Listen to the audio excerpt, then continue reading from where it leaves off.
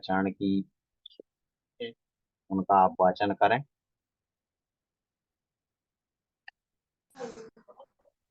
साक्षी जैन संस्कार। Yes sir.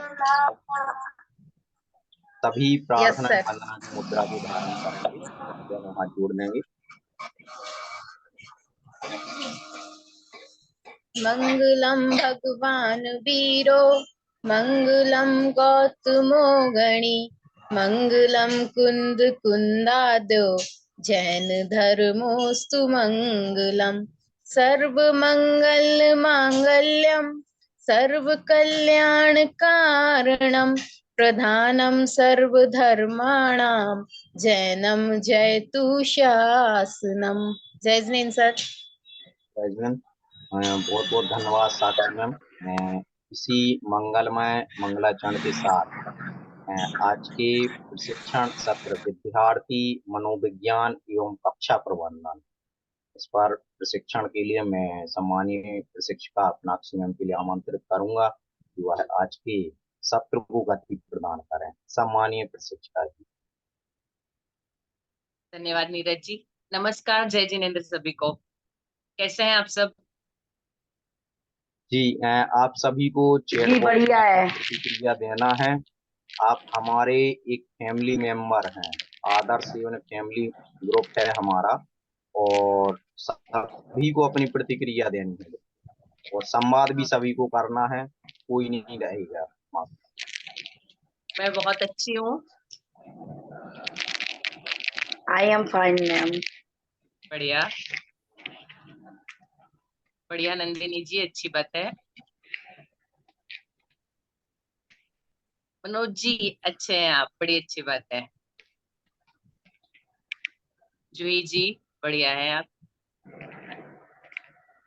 आप सबसे करीब 1 महीने से ज्यादा हो गया मिले हुए हमको। बीच में हमारे आपके वेबिनार जरूर चल रहे थे, लेकिन हमारा गैप आ गया। पिछली बार जो हमारा टॉपिक था हमने आधा ही डिस्कस किया था। हमारा टॉपिक है विद्यार्थी मनोविज्ञान, उसके बारे में हमने काफी सारी बातें की थी। तो मैं चाहूंगी कि पहले हम पुरानी जो बातें थी उसको एक बार रिवाइज करें।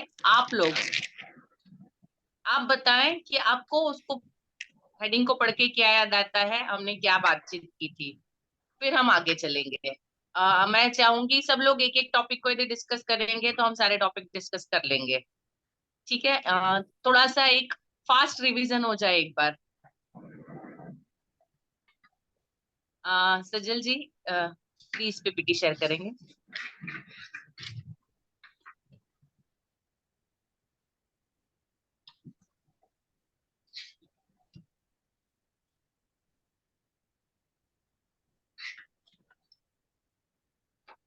जी, हमने सबसे पहले व्यक्तिगत भिन्नताओं के बारे में बात की थी। मैंने आपको एक डेमो दिखाया था शरबत के ग्लास का, याद है जी सबको? जी मैम। जी, उस डेमो से हमने क्या सीखा था? कोई भी एक बता सकते हैं।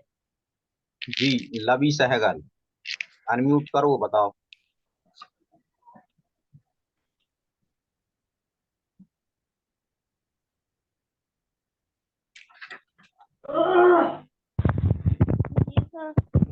गुड इवनिंग लवी जी। मैम, उससे हमने ये सीखा था उस एग्जाम्पल से कि जो थोड़ा सबसे ज्यादा है, फिर उससे थोड़ा है, फिर उससे जो शारीरिक जो फिजिकल होता है, तो वो सब ह्यूमंस का अलग अलग होता है, ना कि सेम होता है। फिर से बोलेंगे एक बार लास्ट सेंटेंस। मैम, जो जो फिजिकल एक्टिविटीज होती हैं ह्यूमंस की, तो अलग अलग ह्यूमंस में अलग अलग फिजिकल एक्टिविटीज होती हैं।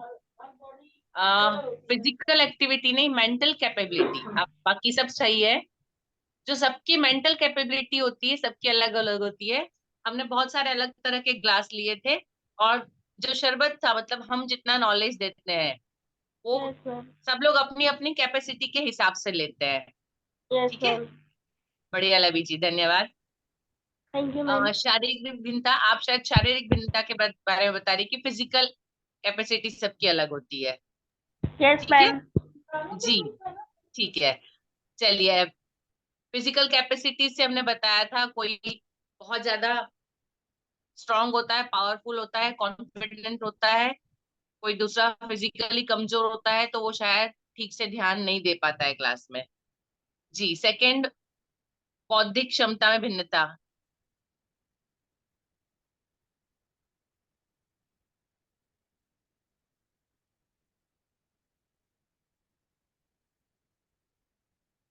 प्लीज आप लोग फटाफट कोई भी बताइए,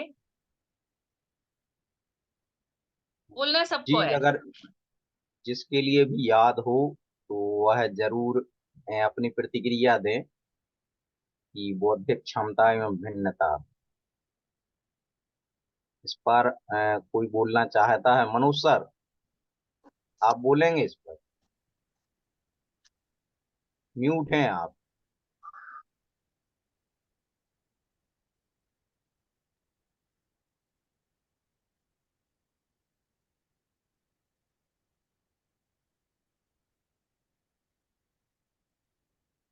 हेलो। हाँ हाँ हाँ। हाँ, नमस्ते सर, नमस्ते मैडम। नमस्ते।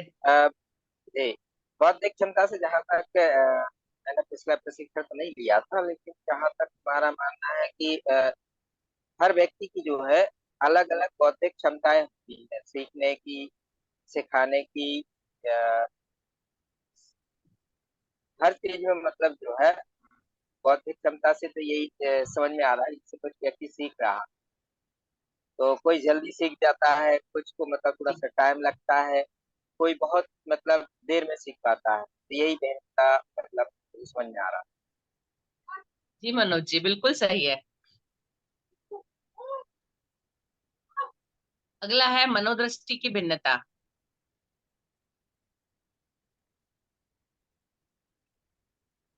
अंग्रेजी में एटीट्यूड बोलते हैं।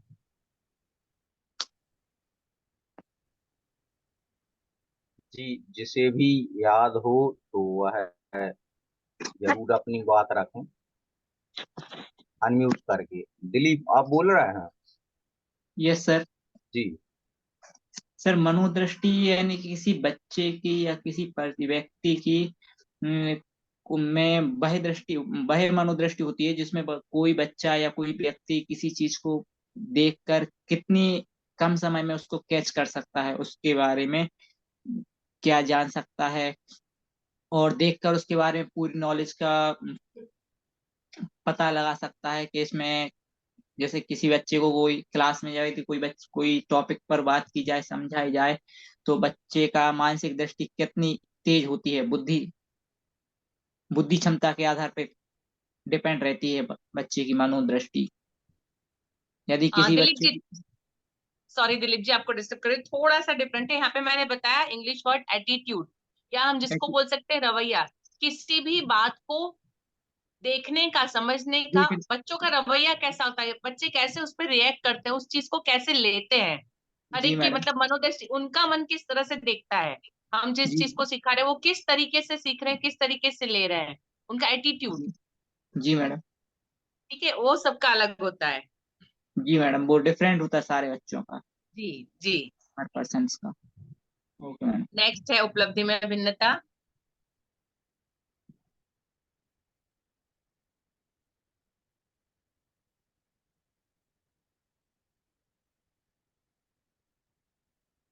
जी, उपलब्धि में भिन्नता, इस सेंटेंस के बारे में कोई कुछ कहेगा?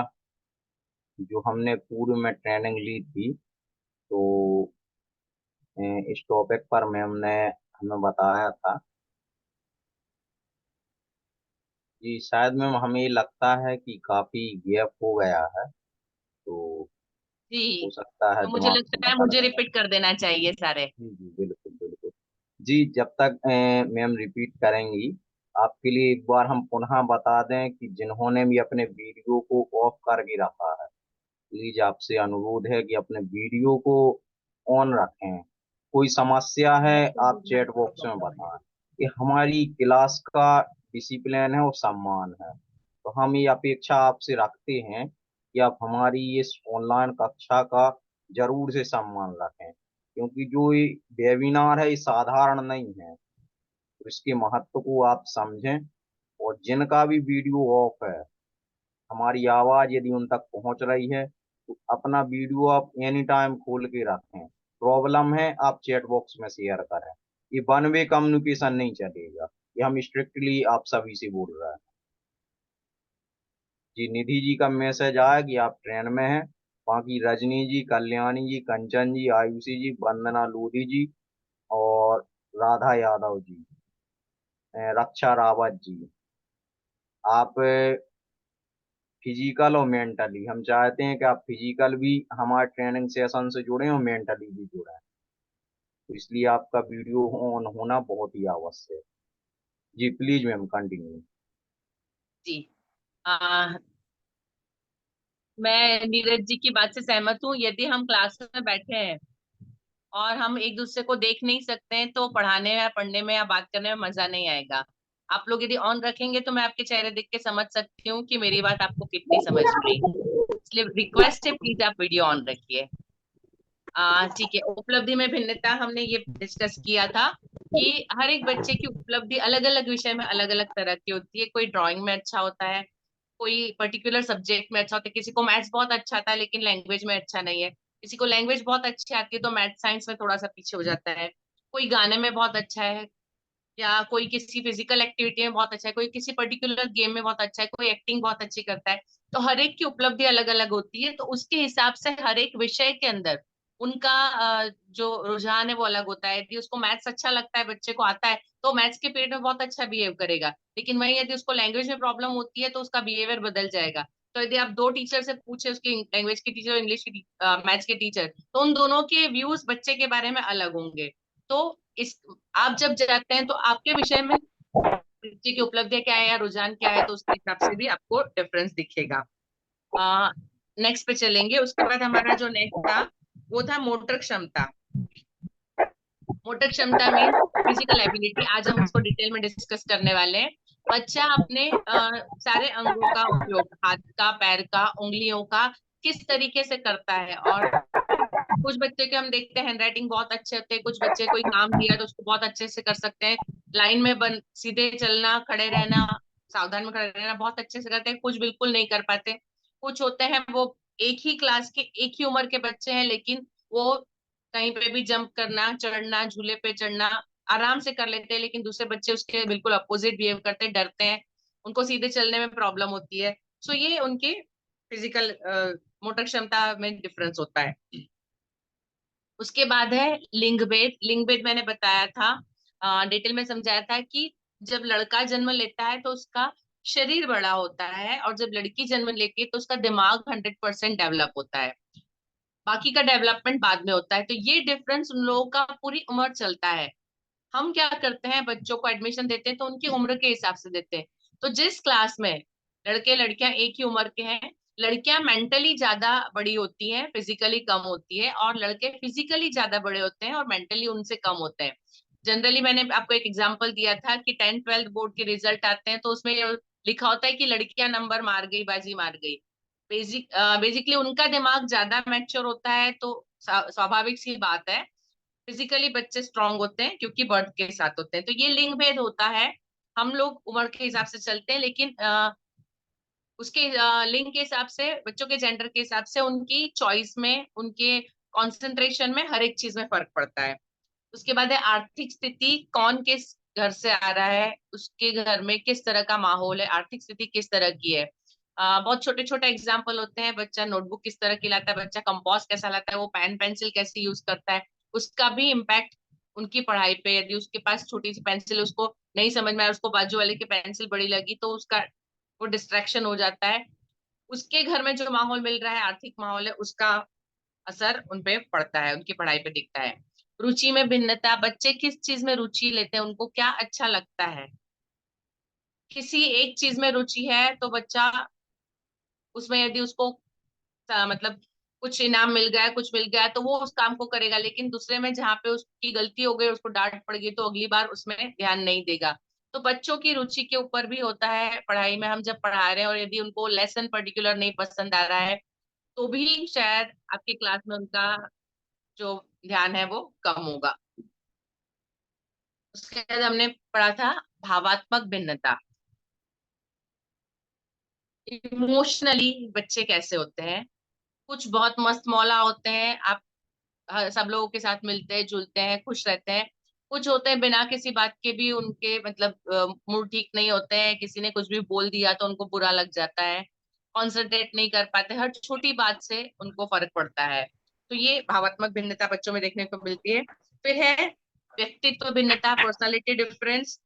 कुछ एक्सट्रोवर्ड होते हैं, खुल के बोलते हैं, कुछ इंट्रोवर्ड होते हैं, छोटी सी बात अपनी मतलब जरूरत की चीजें भी बोलने में उनको डर लगता है, नहीं समझ में आया तो भी बोलने से डरते हैं कि मुझे ये समझ नहीं आया, टीचर फिर से समझाओ, उनको लगता है कि टीचर डांट देंगे। तो यदि आपको पता है कि बच्चा यदि भावात्मक रूप से मतलब थोड़ा सा इंट्रोवर्ड है या कुछ है, यदि आप उनको समझते हैं तो आप उसकी तकलीफ को समझ सकते हैं और उनको हेल्प कर सकते हैं। उसके बाद है अनुभूति भिन्नता।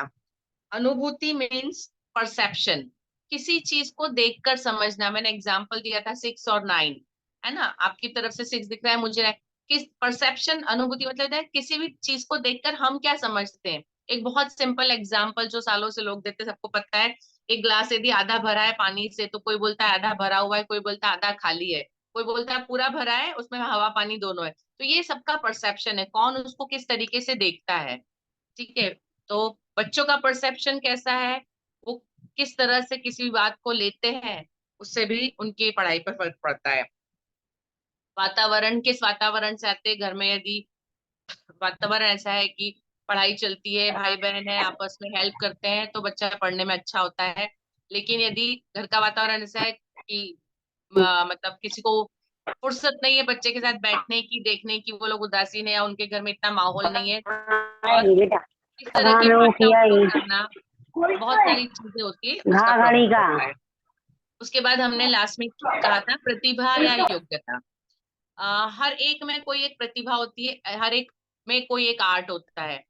कोई जो होता है उस आर्ट को प्रॉपरली बाहर निकाल पाता है बच्चा, उसको रिकॉग्नाइज हो जाता है तो वो उसको उपयोग करके अपने हर चीज में मतलब आगे बढ़ता है। लेकिन कुछ होते हैं जो नहीं ढूंढ पाते हैं या अपने आप पे कॉन्फिडेंस नहीं ला पाते हैं, तो उनकी प्रतिभाओं के फर्क उनकी पढ़ाई पे हमारी क्लास के वातावरण में देखने को मिलते हैं। इसको हमने पिछले वेबिनार में डिटेल में डिस्कस किया था, मुझे उम्मीद है आप सबको याद आ गया होगा। यस और नो, यदि कहीं पे आपको कोई डाउट है तो हम बात कर सकते हैं, वरना हम आगे बढ़ेंगे। आप सब लोग सहमत हैं मुझसे? प्लीज चैट बॉक्स का उपयोग करिए। जी, सभी चैट बॉक्स में अपनी प्रतिक्रिया दें कि जो अभी मैम ने बताया वो समझ में आया कि नहीं आया। तो नहीं आया है तो आप निसंकोच अपने आप को अनम्यूट करके पूछ सकते हैं। ये जो जी, पिछले महीने जो सेशन हुआ था, लास्ट सेशन, उसमें मैम ने बताया था, आज रिव्यू कर दिया है मैंने। आप सब लोग रिकलेक्ट कर पा रहे हैं हमने क्या डिस्कस किया था, सबको सारे पॉइंट याद आ गए मुझे लगता है ना? जी, ठीक है, और तो हम पूछा जाएगा, आज आपसे बीच में पूछा जाएगा, तो सोच समझ के यस बोलना। जी, नेक्स्ट स्लाइड पे चलेंगे सजल जी। बहुत बहुत धन्यवाद, सबको याद आ गया, बहुत अच्छी बात है। अभी एक चीज ये हमको ये भी सिखाती है कि हम यदि बच्चों से बहुत दिन बाद कोई क्वेश्चन पूछते हैं तो बच्चों की कंडीशन क्या हो सकती है, शायद आप सब लोग ज्यादा अच्छे से समझ पाएंगे अब। तो थोड़ा सा रिवीजन हमेशा चलते रहना चाहिए क्लास में पुराने चैप्टर्स का भी।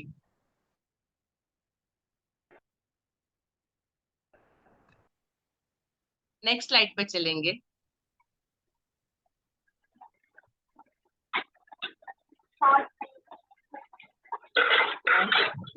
बच्चों की यहाँ क्षमताएं, तुम नहीं, घंटों के चित्र बना ठीक है। लिखा है बच्चों की क्षमता है, उसमें हमने चित्र 5 बना पॉइंट है डिस्कस करना है। सबसे पहला है अभी ऊँट बच्चों और की हिरन ने क्षमताएं खाया मतलब बच्चों की क्वालिटीज क्या वाटरमेलन होती है। खाया प्लीज किसी का माइक ऑन है, आप प्लीज ऑफ कर लीजिए। बच्चों की क्षमताएं, बच्चे किस तरह से सीखते हैं। हमारी क्लास में जितने बच्चे आते हैं, हर बच्चा कुछ एक अलग तरीके का होता है। ये आज मैं जो 5 क्षमताएं आपसे डिस्कस करने वाली हूँ, शायद आपकी क्लास के सारे बच्चे इसमें कहीं ना कहीं फिट होते होंगे।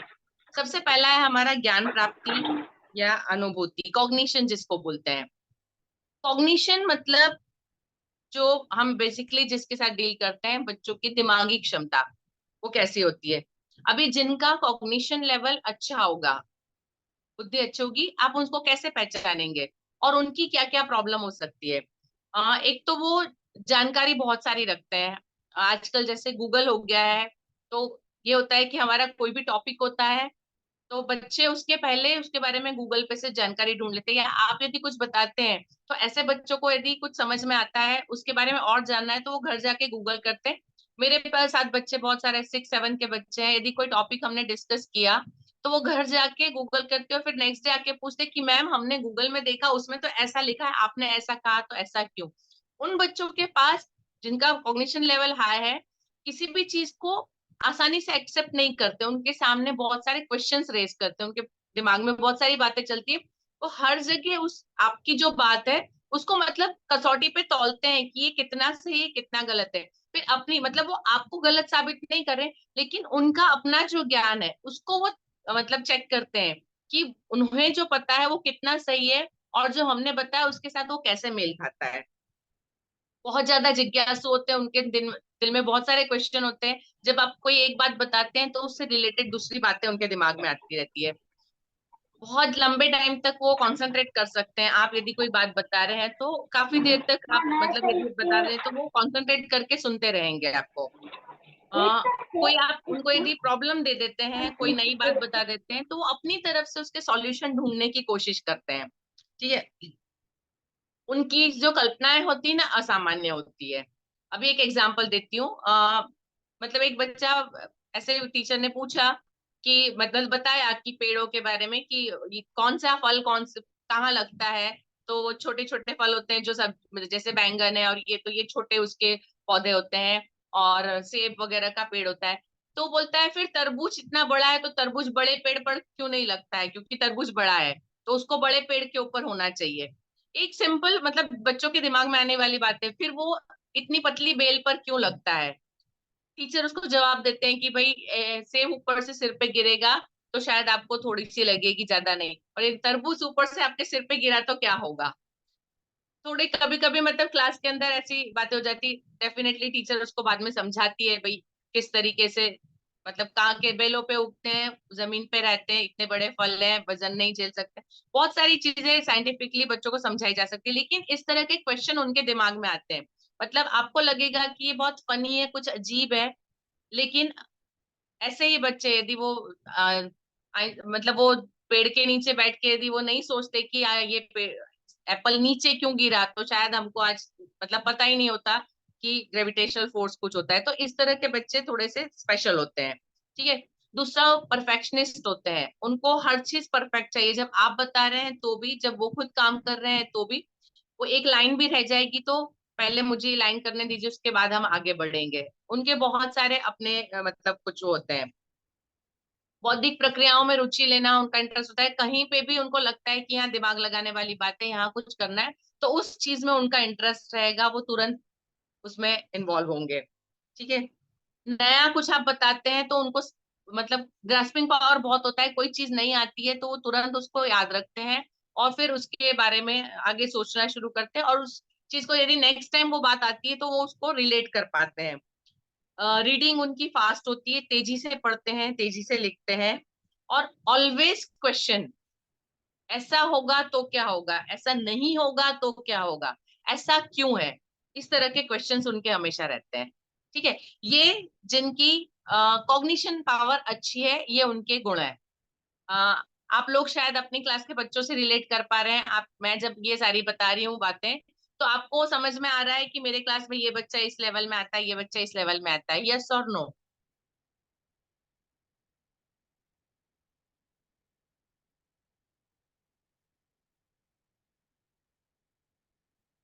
जी प्राची जी, यस। लवी जी, यस। जूही जी, आपको भी आ रहा है? नंदिनी जी, जी। आप सब लोग इसको रिलेट कर पा रहे हैं? आप लोग सोच पा रहे हैं कि आपकी क्लास में कौन से बच्चे हैं? जी रक्षा जी, इस लेवल में आते हैं या इस कैटेगरी में आते हैं? ठीक है। अभी इन बच्चों की परेशानियां होती है, वो क्या होती है? एक तो ऐसे बच्चे जिनके पास बहुत सारे उनके दिमाग में क्वेश्चन होते हैं, तो हमेशा क्लास में आपको बीच में टोकेंगे। आपकी बात चल रही है, आप समझा रहे हैं, उसके बीच में उनका मैम, मुझे मैम, सर, मतलब उनका ऑलवेज बीच में टोकना चालू रहेगा, क्योंकि वो अपने जो मतलब इम्पल्सेस है उनके अंदर से जो आ रहा है उसको वो कंट्रोल नहीं कर सकते, वो उसको रोक नहीं सकते। और ये उनकी मतलब गलती नहीं है, वो मजबूर है, क्योंकि उनके दिमाग में इतनी सारी बातें चलती है और जब तक उनको जवाब नहीं मिलता उनको शांति नहीं मिलती है। और हमेशा वो लोग ये चाहेंगे कि वो आपका ध्यान आकर्षित करे, उनकी बात सुनी जाए, उनको पहले सुनना जाए, उनकी तरफ ध्यान दिया जाए, उन्होंने जो किया है वो मतलब वो सही है या नहीं, आप उसका जवाब दें सबसे पहले। ये हमेशा उनका मतलब एक रहता है, पूर्वाग्रह रहता है कि मैडम पहले आप मुझे सुनिए, मैडम पहले आप मुझे जवाब दीजिए। ठीक है। उनको हमेशा लगता है कि उनके साथ में कुछ विशेष व्यवहार होना चाहिए। वो भीड़ के अंदर एक हिस्सा बनना उनके लिए थोड़ा सा मुश्किल हो जाता है। यदि उनको मतलब इग्नोर किया गया तो वो थोड़ा सा अपसेट हो जाते हैं क्लास के अंदर। एडजस्ट करना थोड़ा सा प्रॉब्लम होता है। आप उनके साथ यदि किसी दूसरे बच्चे को बिठा दें जिसको वो पसंद नहीं करते या उनको डिस्टर्ब कर रहा है, तो वो परेशान हो जाएंगे और आपसे शिकायत करेंगे, हमको इसके साथ नहीं बैठना, हमको ये नहीं करना। आपको ये परेशानियां महसूस होती है क्लास में? यस और नो?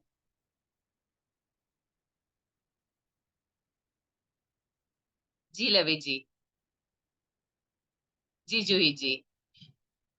जी आशा जी, वंदना जी, आप सबने उन बच्चों के साथ में ये प्रॉब्लम फेस की हुई है। ठीक है।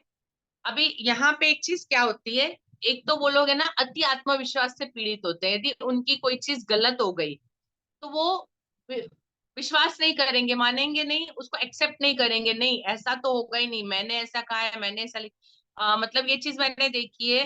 एक बार वीकली टेस्ट चल रहा था, वीकली टेस्ट खत्म हो गया, मैं राउंड पे थी, टीचर खड़े हैं, 5 मिनट हो गए, सारे बच्चों ने पेपर दे दिए। एक बच्चा था वो शायद आखिरी क्वेश्चंस लिख रहा था, टीचर ने ऑलरेडी उसको 5 मिनट एक्स्ट्रा दे दिए। उसको करना ये था, उसको लाइनें खींचनी थी हर एक क्वेश्चन के बीच में। उसने आंसर्स लिख लिए थे लेकिन उसको ये था बस लाइनें खींचनी है। टीचर बोलते हैं आप लाइन नहीं भी खींचोगे, आपके आंसर सही है तो मार्क्स मिलेंगे, अब टाइम नहीं है इसलिए आप रख दो। वो बच्चा मानने को तैयार नहीं था, क्योंकि उसको लगता है कि उसके हमेशा फुल मार्क्स आते हैं और यदि उसने लाइन नहीं खींची तो उसके मार्क्स चले जाएंगे, वो दूसरों से पीछे हो जाएगा। मैं गई क्लास में, मैंने पेपर ले लिया, मैंने कहा टीचर ने आपको 5 मिनट एक्स्ट्रा ऑलरेडी दे दिए बाकी सबसे, अब आपको कोई टाइम नहीं मिलेगा, आप दे दीजिए, लिखना तो बाकी नहीं है आपका।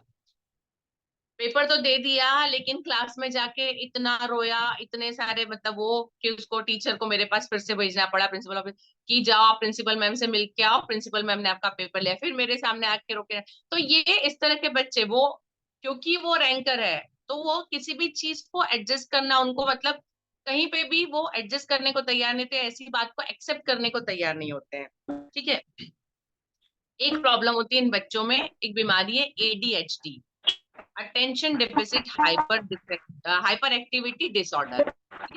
अभी क्या होता है, जैसे हमने कोई चीज बोली, उसके अंदर जो क्वेश्चंस आए हमने उसको जवाब नहीं दिया, तो फिर उसके लिए मुश्किल होगा कि वो एक जगह बैठ जाए और आपकी बात सुन ले। उसको जब तक मतलब उसकी बात का जवाब नहीं मिलेगा, वो कंटिन्यूअसली कुछ ना कुछ करते रहेंगे, किसी भी तरीके से आपका ध्यान खींचने की कोशिश करेंगे। ठीक है। तो उनको संभालना, क्योंकि उनका जो ब्रेन होता है उसके न्यूरॉन्स बहुत फास्ट काम करते हैं, एक चीज के बाद दूसरी, दूसरी के बाद तीसरी, उनके दिमाग में बहुत सारी चीजें, बहुत सारी बातें चलती रहती है। तो वो उसके साथ एडजस्ट नहीं कर पाते, क्योंकि बाकी क्लास है, हम क्लास के अंदर काफी सारे बच्चे होते हैं और टीचर को कई बार थोड़ी चीजें रिपीट करनी पड़ती है, थोड़ा टाइम देना पड़ता है, जो बच्चे स्लो है उनके लिए उतनी देर वो लोग इंतजार नहीं करते, तो वो मतलब बहुत हाइपर हो जाते हैं, उनको अपने आप को संभालना मुश्किल हो जाता है। तो ये उनका जो होशियार बच्चे होते हैं ये उनका एक प्रॉब्लम होता है। तो फिजिकली मतलब ये जो अपनी एक्टिव हाइपर एक्टिविटी उसको फिजिकली बताते हैं, वो या तो पेन टैप करेंगे, पैर बजाएंगे, नोटबुक बंद करेंगे, अंदर रखेंगे, बाहर निकालेंगे, बहुत सारी चीजें ऐसी करेंगे। अभी जो बच्चे इससे अपोजिट होते हैं, आप बिल्कुल उसको कर सकते हैं, वो इनसे अपोजिट बिहेवियर, मुझे उसको डिस्क्राइब करने की जरूरत नहीं, आप इसको आसानी से समझ सकते हैं। अभी हमको करना क्या है, इनके उपाय। आप सब लोग रिलेट कर पा रहे हैं, आपके क्लास में ऐसे बच्चे होते हैं, यस और नो? फिर मैं इसके उपाय के बारे में डिस्कस, यदि आपके पास कोई ऐसा है उदाहरण तो हम डिस्कस कर सकते हैं, फिर मैं इसके उपाय बताऊं।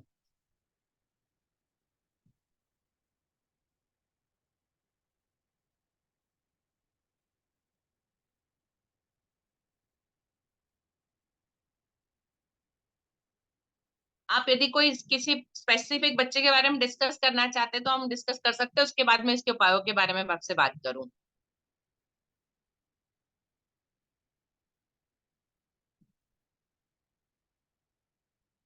अनम्यूट करके बोल सकते हैं यदि आप बोलना चाहें तो।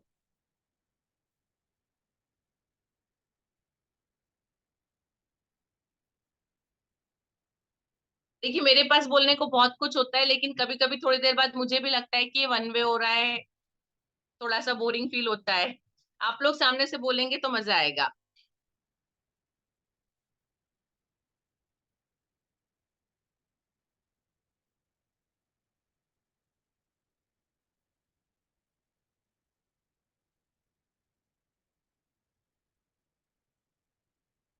कोई डिस्कस नहीं करना चाहता है?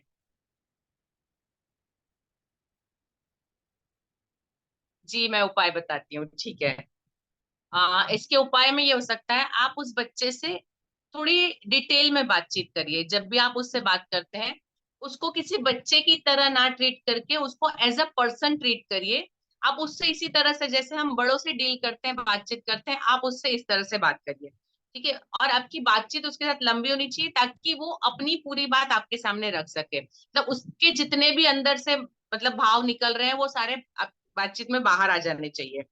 उनके लिए आपके पास कुछ स्पेशल गेम, कुछ स्पेशल टीएलएम या कुछ स्पेशल चीज होनी चाहिए जब आप जाते हैं। जैसे क्योंकि वो बच्चे फास्ट लिख लेते हैं, फास्ट अपना काम खत्म कर लेते हैं, तो आप कोई एक क्वेश्चन अपने पास, कोई एक बुक रखिए, या आपने जो टॉपिक पढ़ा है उससे रिलेटेड कोई और गेम या कुछ ऐसी चीज आपके पास एक्स्ट्रा होनी चाहिए, ताकि वो बच्चा अपना काम खत्म कर ले तो आप उसको एक एक्स्ट्रा क्वेश्चन दे दें कि आप इस पे काम करो जब तक बाकी बच्चे करते हैं। तो थोड़ा सा उसको कुछ, उसको जो स्पेशल अटेंशन चाहिए वो चीज उसको मिल जाएगी। वो किसी काम में बिजी हो जाएगा, मेंटली बिजी हो जाएगा, तो बच्चा डिस्टर्ब नहीं करेगा।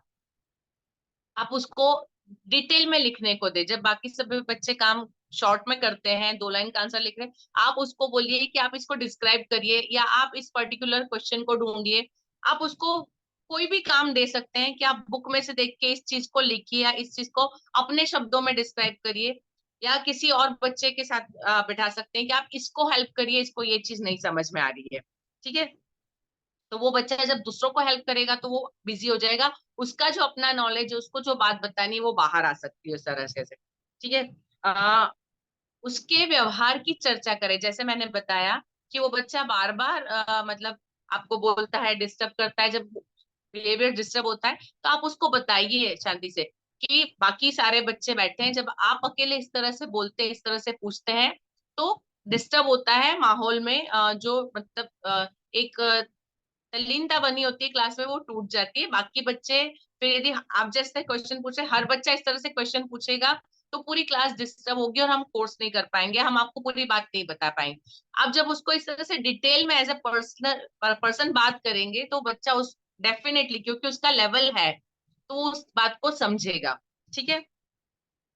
आ, एक तो ऐसे बच्चों के खाने पीने का ध्यान उनके पेरेंट पूरा रखे, ये देखिए। क्योंकि उनकी थोड़ी सी जरूरतें अलग होती है, फिजिकली भी मेंटली भी। यदि उनको खाने पीने में कहीं प्रॉब्लम आती है तो भी वो हाइपर एक्टिविटी वहां निकलती है, ठीक है। ऐसे बच्चों का स्क्रीन टाइम कम होना चाहिए। आपको पेरेंट्स से डिस्कस करना है कि कोशिश करें कि ऐसे बच्चे टीवी मोबाइल वगैरह से दूर रहे, क्योंकि ऐसी चीजों पे एक तो उनका दिमाग, वैसे उनके न्यूरॉन फास्ट चलते हैं, और टीवी मोबाइल वगैरह में क्या होता है कि हर कुछ सेकंड में स्क्रीन बदलती रहती है, तो उसकी वजह से उनकी हाइपर एक्टिविटी बढ़ती है। वो जो स्क्रीन इमिडिएटली चेंज होती है तो उनका उसका ब्रेन जो है हर एक नए पिक्चर को बार बार कैच करता है, तो वो इतना सारा काम करता है। हम जब बच्चों के मतलब कार्टून वगैरह देखते हैं उसके ऊपर भी थोड़ा सा हमको कंट्रोल इसलिए रखना चाहिए क्योंकि वो जो एकदम स्पीड में जो चेंजेस आते हैं ना, वो दिमाग के ऊपर बहुत ज्यादा असर डालते हैं।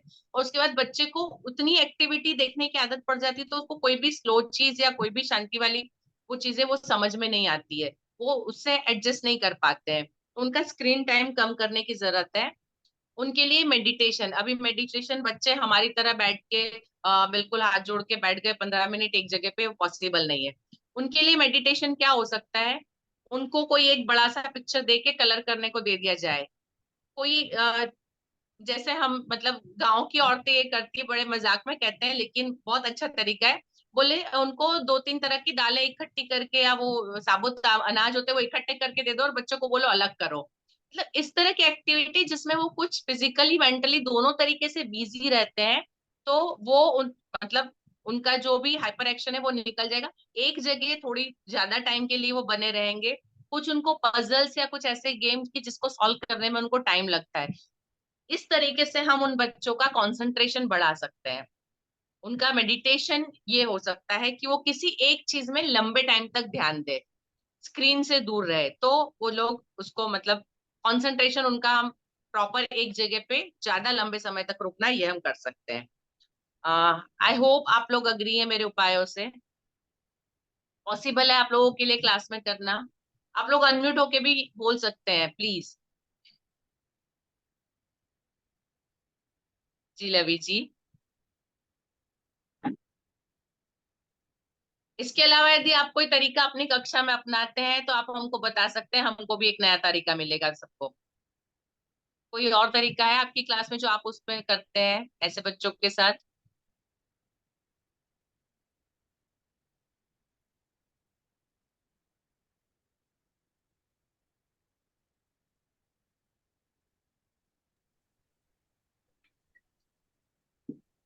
मैम मैं तो वही करती हूँ जो बच्चों को बगल में बिठा देती हूँ कि इसकी हेल्प करिए आप। जी जी, बढ़िया तरीका है वो। इससे हमारे दो काम होते हैं, एक जो हमारा कमजोर बच्चा है उसका काम हो जाता है। और वह जी मैम वो बिजी रहता है। जी जी बिल्कुल। किसी के पास कोई और तरीका है?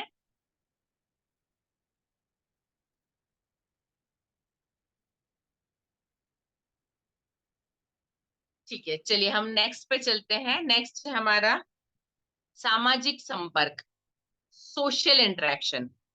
अभी ये बच्चों की एक क्वालिटी है। अभी इसको किस तरह से जो सोशली बच्चे मतलब इन्वॉल्व होते हैं, वो बच्चे बहुत सारे दोस्त बनाते हैं। आ, अपनी बात आराम से आपके सामने रख सकते हैं, दूसरे बच्चों के सामने रख सकते हैं।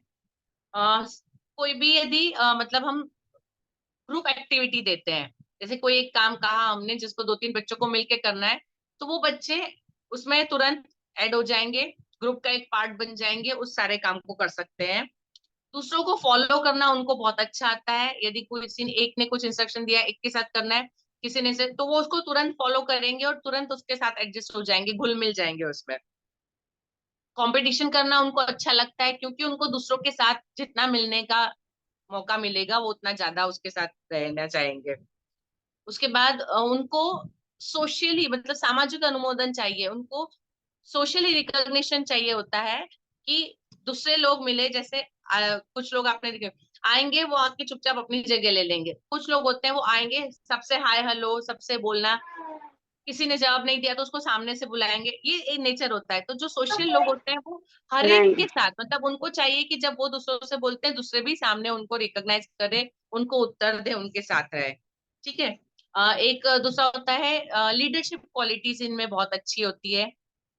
यदि उनको कोई ग्रुप बना दिया जाए और उनसे कहा जाए तो वो तुरंत सबको संभालना, सबको अपने साथ लेके चलना। आप मतलब बता दीजिए कि बच्चों को ग्राउंड में जाना है और किसी एक को मॉनिटर बनाना है, आप पूछेंगे तो तुरंत उनका हाथ ऊपर, यस मैम मैं सबको लाइन बनवा के ग्राउंड तक ले जाऊंगा। मतलब हर एक चीज में उनकी ये एबिलिटी होती है कि वो दूसरों को भी हैंडल कर सकते हैं, बिकॉज वो सोशली बहुत ज्यादा इंटरेक्ट करते हैं, तो वो दूसरों को हैंडल कर सकते हैं। वो लीडिंग भी ऑलवेज लेना चाहेंगे। ठीक है।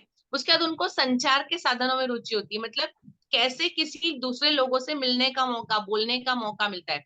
जैसे आपने किसी कंपटीशन के बारे में बात बोली तो तुरंत वो उनका हाथ ऊपर, यस मैम हम पार्टिसिपेट करेंगे। आप किसी और एक्टिविटी के लिए आप बताते हैं कि स्कूल में ये फंक्शन होने वाला है, इसमें पार्टिसिपेट करना है, तो जो सोशल बच्चे होंगे वो तुरंत उसके लिए रेडी हो जाएंगे। अभी बिल्कुल जो अनसोशल है इससे अपोजिट बिहेवियर होता है ना, किसी चीज में आगे नहीं आना, एग्जैक्टली हमने जितना किया उसका अपोजिट। अभी इन बच्चों की परेशानियां क्या होती है? एक तो ये बहुत ज्यादा बातूनी होते हैं, क्योंकि वो सोशल है, सबसे मिलते जुलते हैं, सबसे उनकी बातें बहुत ज्यादा होगी, वो सबके साथ बिल्कुल मिंगलिंग करते रहेंगे। तो क्लास के अंदर आपके लिए वो एक डिस्टर्बेंस हो सकता है। कंसंट्रेट कम कर पाते हैं, क्योंकि हर एक चीज उनको डिस्टर्ब करती है। कहीं से किसी ने कुछ बोल दिया, किसी की आवाज आ गई, कोई बाहर कुछ दिख गया, तो हर चीज से वो डिस्ट्रैक्ट होते हैं। आ, दूसरे लोगों से प्रभावित भी ज्यादा होते हैं। किसी ने ऐसा कर लिया तो वो उसको कॉपी करने की कोशिश कोशिश करेंगे। किसी एक बच्चे ने कुछ किया, उसको यदि उस पे सराहना मिल गई, तो उसको लगता है कि ये ऐसा किया तो उसको सबने अच्छा बोला, तो मुझे भी वो करना है। तो बहुत जल्दी मतलब प्रभावित हो जाते हैं कि ये करना चाहिए बैग या मेरा ये नहीं फोन। करना चाहिए। ठीक है। और एक उनका सबसे बड़ा प्रॉब्लम होता है, वो अकेले कभी नहीं रह सकते। आप उनको बेंच पे अकेला बिठा दीजिए, कोई अकेले काम दे दीजिए या कुछ अलग कर दीजिए उनको, तो उनके लिए परेशानी हो जाती है बहुत। जूही जी शायद कनेक्ट कर पा रही हैं, आप किसी बच्चे को सोच पा रही हैं इस कैटेगरी में, है ना? अच्छा, अब इससे विपरीत स्वभाव वाले जो होते हैं, वो कोई फ्रेंड नहीं बनाते हैं, किसी से मिलते जुलते नहीं है। अब इसके रीजन क्या क्या हो सकते हैं? या तो उनका कोई फैमिली का प्रॉब्लम है, अ, घर में पेरेंट्स के कुछ प्रॉब्लम चलते हैं। अभी जैसे मैं एक एग्जांपल देती हूँ, मेरे यहाँ पे 6th स्टैंडर्ड में एक लड़की है। मतलब वो जब से आई है तब से हर दूसरे दिन कोई टीचर उसकी कंप्लेन करेंगे, कोई बच्चे, कोई उसके साथ बैठता नहीं है। वो अपने साथ किसी को बैठने भी नहीं देती, वो कुछ ऐसी हरकतें करती कि पास में से सारे बच्चे उठ के कहीं और चले जाते। तो वो अपने आप को दूसरों से अलग कर रही है। अभी बहुत ज्यादा प्रॉब्लम हो गई, तो मैंने उसके पेरेंट को पिछले हफ्ते बुलाया। मैं भी क्लास में जाती हूँ, पढ़ाती हूँ, ऑब्जर्व करती हूँ, पढ़ने में होशियार है वो, क्वेश्चंस भी बहुत सारे पूछती है, क्लास में इंटरेक्शन भी पूरा होता है। लेकिन उसको किसी के साथ नहीं रहना है, ना किसी के साथ अपनी बेंच शेयर करनी, अपनी बेंच पे कोई बैठे उसको पसंद नहीं है, किसी के साथ लंच में नहीं बैठना है। और जब वो बोले तब दूसरे को वैसा फॉलो करे, वो ये चाहती है। तो मैंने उसको समझाया कि आप यदि दूसरों को फॉलो नहीं करते तो कोई आपको नहीं करेगा। लेकिन जब पेरेंट्स से बात हुई तो पता चला कि कोरोना में उसकी दादी की डेथ हो गई। और बचपन से वो अपनी दादी के साथ रही थी, क्योंकि मम्मी पापा वर्किंग है, तो मम्मी पापा बहुत कम टाइम दे पाते, तो वो कंटिन्यूअसली दादी के साथ रहती थी। और दादी की डेथ के बाद उसने अपने आप को मतलब इतना सिमट लिया है कि वो सिर्फ मतलब अपने में रहती है। अपनी कोई भी प्रॉब्लम होती है वो मम्मी से भी डिस्कस नहीं करती है। अभी बच्चा यदि अपने माँ बाप से भी अपनी प्रॉब्लम डिस्कस ना करे, वो मतलब जैसा उसके पेरेंट पापा बोल रहे थे, बोले पहले ऐसा नहीं था, लेकिन उसका ये ऑड बिहेवियर हमने भी ऑब्जर्व किया है। जब हम मतलब कॉलोनी में होते हैं, बाहर आसपास के दूसरों को बच्चे को देखते हैं और हमारे बच्चे को देखते हैं, तो हमको भी बुरा लगता है कि हमारा बच्चा इस तरह से क्यों व्यवहार करता है। वो उसको कोशिश कर रहे हैं, लेकिन उसका बिहेवियर ऐसा है। तो अभी ये मुझे उसका ये प्रॉब्लम था, वो मुझे जब उसके पेरेंट ने बताया कि वो क्यों है ऐसी, तब पता चला क्योंकि वो अपनी दादी के साथ इतनी मिली हुई थी, अब वो उनको मिस करती है और वो उस जगह तक किसी को आना नहीं देना चाहती। वो दूसरों से चाहती है, लेकिन वो ये सोचती है कि दूसरे एक डिस्टेंस बना के रखे, उसके साथ में कोई ना बैठे, उसके पास कोई ना, इसलिए वो कोई भी ऐसा काम करेगी कि दूसरों को पसंद ना आए। मैं कोशिश कर रही हूँ, उसको थोड़ा बहुत समझाती हूँ, थोड़ा सा फर्क पड़ता है 1-2 दिन, लेकिन ये टाइम टेकिंग है। 2 साल हो गए वो इस कंडीशन में है। तो इस तरह का व्यवहार मतलब बच्चों का, कभी कभी आप जब पेरेंट्स से मिलेंगे तो उनके बिहेवियर का रीजन जान पाएंगे। ठीक है। कभी कभी एक कारण ये होता है बच्चों का ना बोलने का, क्योंकि उनको अपना जो फिजिकल फीचर है उसमें कहीं कुछ कमी लगती है। किसी के हाइट कम है, किसी का कलर थोड़ा डिफरेंट है, कोई मोटा है, मतलब उनको ऐसा लगता है कि हम बाकी बच्चों के जैसे हम स्मार्ट नहीं दिखते, हम खूबसूरत नहीं दिखते, हम ऐसे नहीं है। इसलिए वो बच्चे मतलब थोड़ा सा शाय फील करते हैं, और इसलिए वो दूसरों से अलग रहते हैं, इसलिए वो जल्दी से कॉन्फिडेंस नहीं आता है, बोल नहीं पाते, कुछ कर नहीं पाते। तो ये मतलब कुछ वजह होती है जो बच्चे मिंगलिंग नहीं होते, सोशल इंटरेक्ट नहीं करते हैं। आप लोगों के क्लास में इस तरह के प्रॉब्लम होते, इस तरह के बच्चे हैं? यस और नो?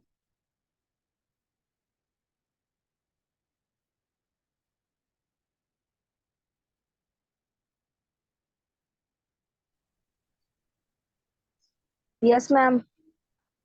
जी। Yes ma'am. जी, आप सबके पास होंगे कोई ना कोई बच्चे, कोई एक दो तो हर क्लास में ऐसे मिल ही जाते हैं। अभी हम इसके लिए उपाय क्या करेंगे? जी साक्षी जी, जी आप सब लोग मुझसे सहमत हैं, ये बहुत नॉर्मल चीज है। जी राधा जी, अभी इसमें हम क्या कर सकते हैं? जी नंदिनी जी, स्पेशली हमको क्लास के अंदर कुछ कुछ दिन में कुछ ग्रुप एक्टिविटी करवानी चाहिए, या पी या गेम्स के पीरियड में कुछ ग्रुप एक्टिविटी होनी चाहिए। ठीक है, उसके अलावा हम कुछ प्रोजेक्ट वगैरह या कुछ काम ग्रुप में दे सकते हैं, या क्लास के अंदर हम यदि मतलब कुछ एक्टिविटी कर रहे हैं तो उसको ग्रुप बना के, आप जैसे सिंपली इंग्लिश का क्लास ले रहे हैं और आप एक बच्चों का छोटा सा क्विज रख दीजिए, आप 3 या 4 ग्रुप बना दीजिए, उनको बोलिए हम 10 मिनट देते हैं, आप अपने अपने क्वेश्चन प्रिपेयर कर लो, फिर हर एक जैसे ABCD 4 टीम बनाई तो एक टीम अपना क्वेश्चन पूछेगी, बाकी टीम में से जो सबसे पहले आंसर देगी उसके हम बोर्ड के ऊपर मार्क्स लिखेंगे। तो इस तरह की ग्रुप एक्टिविटी जब करते हैं तो बच्चे दूसरे बच्चों से इन्वॉल्व हो सकते हैं। बहुत छोटी छोटी, मतलब ऐसा नहीं, 10-15 मिनट के अंदर भी आप क्लास के अंदर अपने चैप्टर के हिसाब से हफ्ते में एक आध बार या 15 दिन में एक बार इस तरह की कोई एक्टिविटी प्लान कर सकते हैं। या यदि आपके पास टाइम है, जैसे हमारे यहाँ पे बच्चे बड़े रहते हैं, बच्चे मतलब जो कॉम्पिटिशन्स बाहर की स्कूलों की होती है, साइंस कंपटीशन वगैरह या कुछ, तो उसमें बच्चे पार्टिसिपेट करते हैं तो हम उनको मतलब ग्रुप बना के देते हैं, तो वो उसमें ग्रुप में वो लोग पूरा मॉडल बनाना सब कुछ करना, तो वो मिलके काम करते हैं फ्री पीरियड में या टाइम लेके साइंस पीरियड में, तो वो जाते हैं पर्टिकुलर अलग रूम में बैठते हैं और अपना काम करते हैं। तो इस तरह से जितने जैसे मौके हो सके हम उनको देते हैं। ठीक है, आपको पता है कि जो बच्चे सोशली कम इंटरेक्ट करते हैं उन लोगों को स्पेशली आप लोग जब स्कूल की कोई मतलब सेलिब्रेशन है, जैसे हम जन्माष्टमी मना रहे हैं या हम दिवाली मना रहे हैं या राखी मना रहे हैं, तो उस वक्त जहाँ पे कोई जिम्मेदारी वाला काम है, जहाँ पे थोड़ा सा लीडिंग देना है या जहाँ पे कोई जिम्मेदारी, तो आप उन बच्चों को चूज करिए जो कम इंटरेक्ट होते हैं, तो उनको समझा के उनको हेल्प करके कि ये काम किस तरह से होगा, और फिर उनको हैंडल करने के लिए दीजिए। या 2 बच्चों को एक साथ, एक बच्चा जो होशियार है उसमें जो करता है, और दूसरा ये एक्चुअली मैं टीचर्स के साथ भी करती हूँ। हमारा स्कूल मतलब मैं 1 to 7 संभालती हूँ, लेकिन मेरे पास शायद 1250 से ज्यादा बच्चे हैं। 1 to 7 हर एक का 3-3, 4-4 क्लास है हमारे। तो बहुत सारी एक्टिविटीज होती है, और एक्टिविटीज को थोड़ा मैनेज करना टीचर के लिए एक डिफिकल्ट टास्क होता है। तो हम लोग हर साल टीचर्स का एक ग्रुप बनाते हैं, 3 या 4 टीचर का, कि हर एक्टिविटी को प्लान करना कैसे होगी, फिर उसको एग्जीक्यूट करना, पूरी एक्टिविटी करवाना, उसके मतलब शुरुआत से प्लानिंग से लेके उसके रिजल्ट बनाने तक और सर्टिफिकेट बनाने तक का काम होता है। तो वो मतलब वो जो टीम है वो करती, तो मैं हर साल उस टीम में टीचर चेंज करती हूँ। एक टीचर मैं पुराना रखती हूँ जो लास्ट ईयर थे, और दूसरे 3 टीचर नए लेती हूँ, ताकि एक टीचर को पता हो कि क्या करना है और वो दूसरे टीचर को सिखा सके। तो टीचर्स भी अपने आप में ग्रो कर सकते हैं इस तरीके से, कैसे एक्टिविटी करना, बच्चों को किस तरह से हैंडल करना और कैसे सारा काम करवाना। तो ये हम बच्चों के साथ भी कर सकते हैं और टीचर्स के साथ भी। उसके बाद जैसे प्रेयर वगैरह होती है, रोज की जो प्रेयर होती है, आपके यहाँ किस तरीके से होती है प्रेयर, मतलब इसमें टेप पे चलाते हैं या बच्चे गाते हैं या किस तरह से होती है? मैं हमारे यहाँ बच्चे गाते हैं प्रेयर। वेरी गुड, तो आप लोग चांस दे सकते हैं। जो बच्चे सोशली कम इंटरेक्ट करते हैं तो आप ऑल्टरनेट दे रखिए, हर एक बच्चा अलग अलग बच्चे गाते हैं, बहुत अच्छे। तो ऐसे बच्चों को हम चांस दे सकते हैं कि आपको मतलब लगता है कि ये बच्चा कम मतलब इन्वॉल्व हो रहा है, तो उसको लाके कि माइक पे वो खड़ा होके गाए, फिर बाकी सारे फॉलो करे। तो इस तरह से उनको थोड़ा सा आगे आने का मौका मिलता है, तो वो जब रिकॉग्नाइज होते हैं कि आज उसने गाया, सबने सुना, तो थोड़ा सा उनका कॉन्फिडेंस बिल्डअप होता है। ठीक है, या फिर हम ऐसे बच्चों को उस लेवल पे ना लाए तो अपनी क्लास के अंदर जब आप जैसे लैंग्वेज पढ़ा रहे हैं या कुछ कर रहे हैं तो रोल प्ले का मौका दे, कोई कहानी पढ़ रहे हैं तो टीचर पढ़ने के बजाय उस बच्चे को खड़ा कर दे कि आप इसके रोल के जितने डायलॉग है आप पढ़ोगे, इसके रोल के डायलॉग आप पढ़ोगे। ठीक है, तो वो क्लास में ऐसे छोटी छोटी चीजें कर सकते हैं जिससे बच्चा थोड़ा सा कॉन्फिडेंस आए। आ, कुछ बच्चे ऐसे होते हैं जो अपनी परेशानी डिस्कस आपसे नहीं करेंगे। मेरे यहाँ एक बच्चा है, उसको ऑटिज्म है, मतलब वो सोशली इंटरेक्ट नहीं करता है। ऐसे बच्चे जो मतलब सोशली इंटरेक्ट नहीं करते उनका प्रॉब्लम ये है कि उनमें एक बीमारी होती है ऑटिज्म। ऑटिज्म ऐसी बीमारी होती है जब बच्चा स्कूल या उसके लेवल से ऊपर जाता है तभी वो खुल के बाहर आती है, कि वो किसी से भी मिलता नहीं है, मिंगलिंग नहीं होता है, उसको हमेशा दूसरों से डर लगता है। तो वो जो मेरा बच्चा है सेकंड में आ गया, पिछले साल से है, मैंने आज तक उसकी आवाज नहीं सुनी, क्योंकि वो जब भी स्कूल में आता है तब बोलता नहीं है। उसको यदि कुछ काम है तो अपने फ्रेंड के कान में बोलेगा कि मैम को बोलो मुझे वॉशरूम जाना है, मैम को बोलो मुझे ये काम है, वो खुद नहीं बताता है। ये उसका प्रॉब्लम है। तो ऐसे बच्चे मतलब, तो यदि उनकी परेशानी जाननी है तो हमको उसके पेरेंट्स या उसके दोस्तों से बात करनी पड़ेगी। वो बच्चे तुरंत आपको नहीं बताएंगे। तो हमको उनको थोड़ा सा ये टाइम देना पड़ता है कि वो ऐसे बच्चों के साथ रहे जिनसे वो बोलते हैं, ताकि धीरे धीरे उनका ग्रुप हम बड़ा करें और उनको थोड़ा सा सोशल कर पाए। तो वो जैसा बच्चा रहेगा उसके हिसाब से आपको थोड़ा सा हैंडल करना पड़ेगा। ठीक है। अभी दूसरे हमने जो देखे बहुत ज्यादा सोशल बच्चे होते हैं, उनके उपाय क्या है? जब वो ज्यादा बोलते हैं तो आपको उनको पनिशमेंट ऐसी देनी पड़ेगी कि आप उनको दूसरों से अलग कर दें, वो किसी ग्रुप एक्टिविटी में ना पार्ट ले, या उनको कुछ ऐसा काम दे कि जो उनको अकेले करना है, तो आप उनको कंट्रोल कर पाएंगे, क्योंकि वो वरना बातें करना बंद नहीं करेंगे। ठीक है। कॉम्पिटिशन्स करवाना एक बच्चों के बीच में, ताकि वो लोग मतलब अपने आप को थोड़ा सा प्रूव कर सके और बाकी के साथ में रह सके। आई होप मैंने जो उपाय बताया आपको लगता है कारगर, या इसके अलावा आपके पास कोई उपाय है तो हम डिस्कस कर सकते हैं।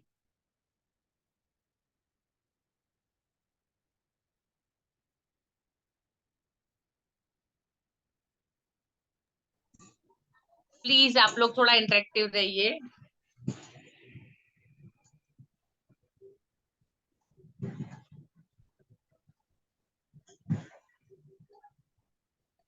जी, लीडरशिप बिल्कुल सही है सर।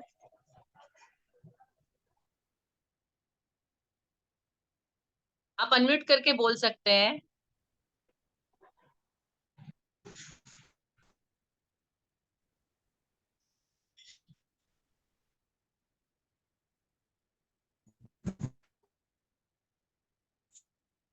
आप लोग प्लीज अनम्यूट करिए और बोलिए।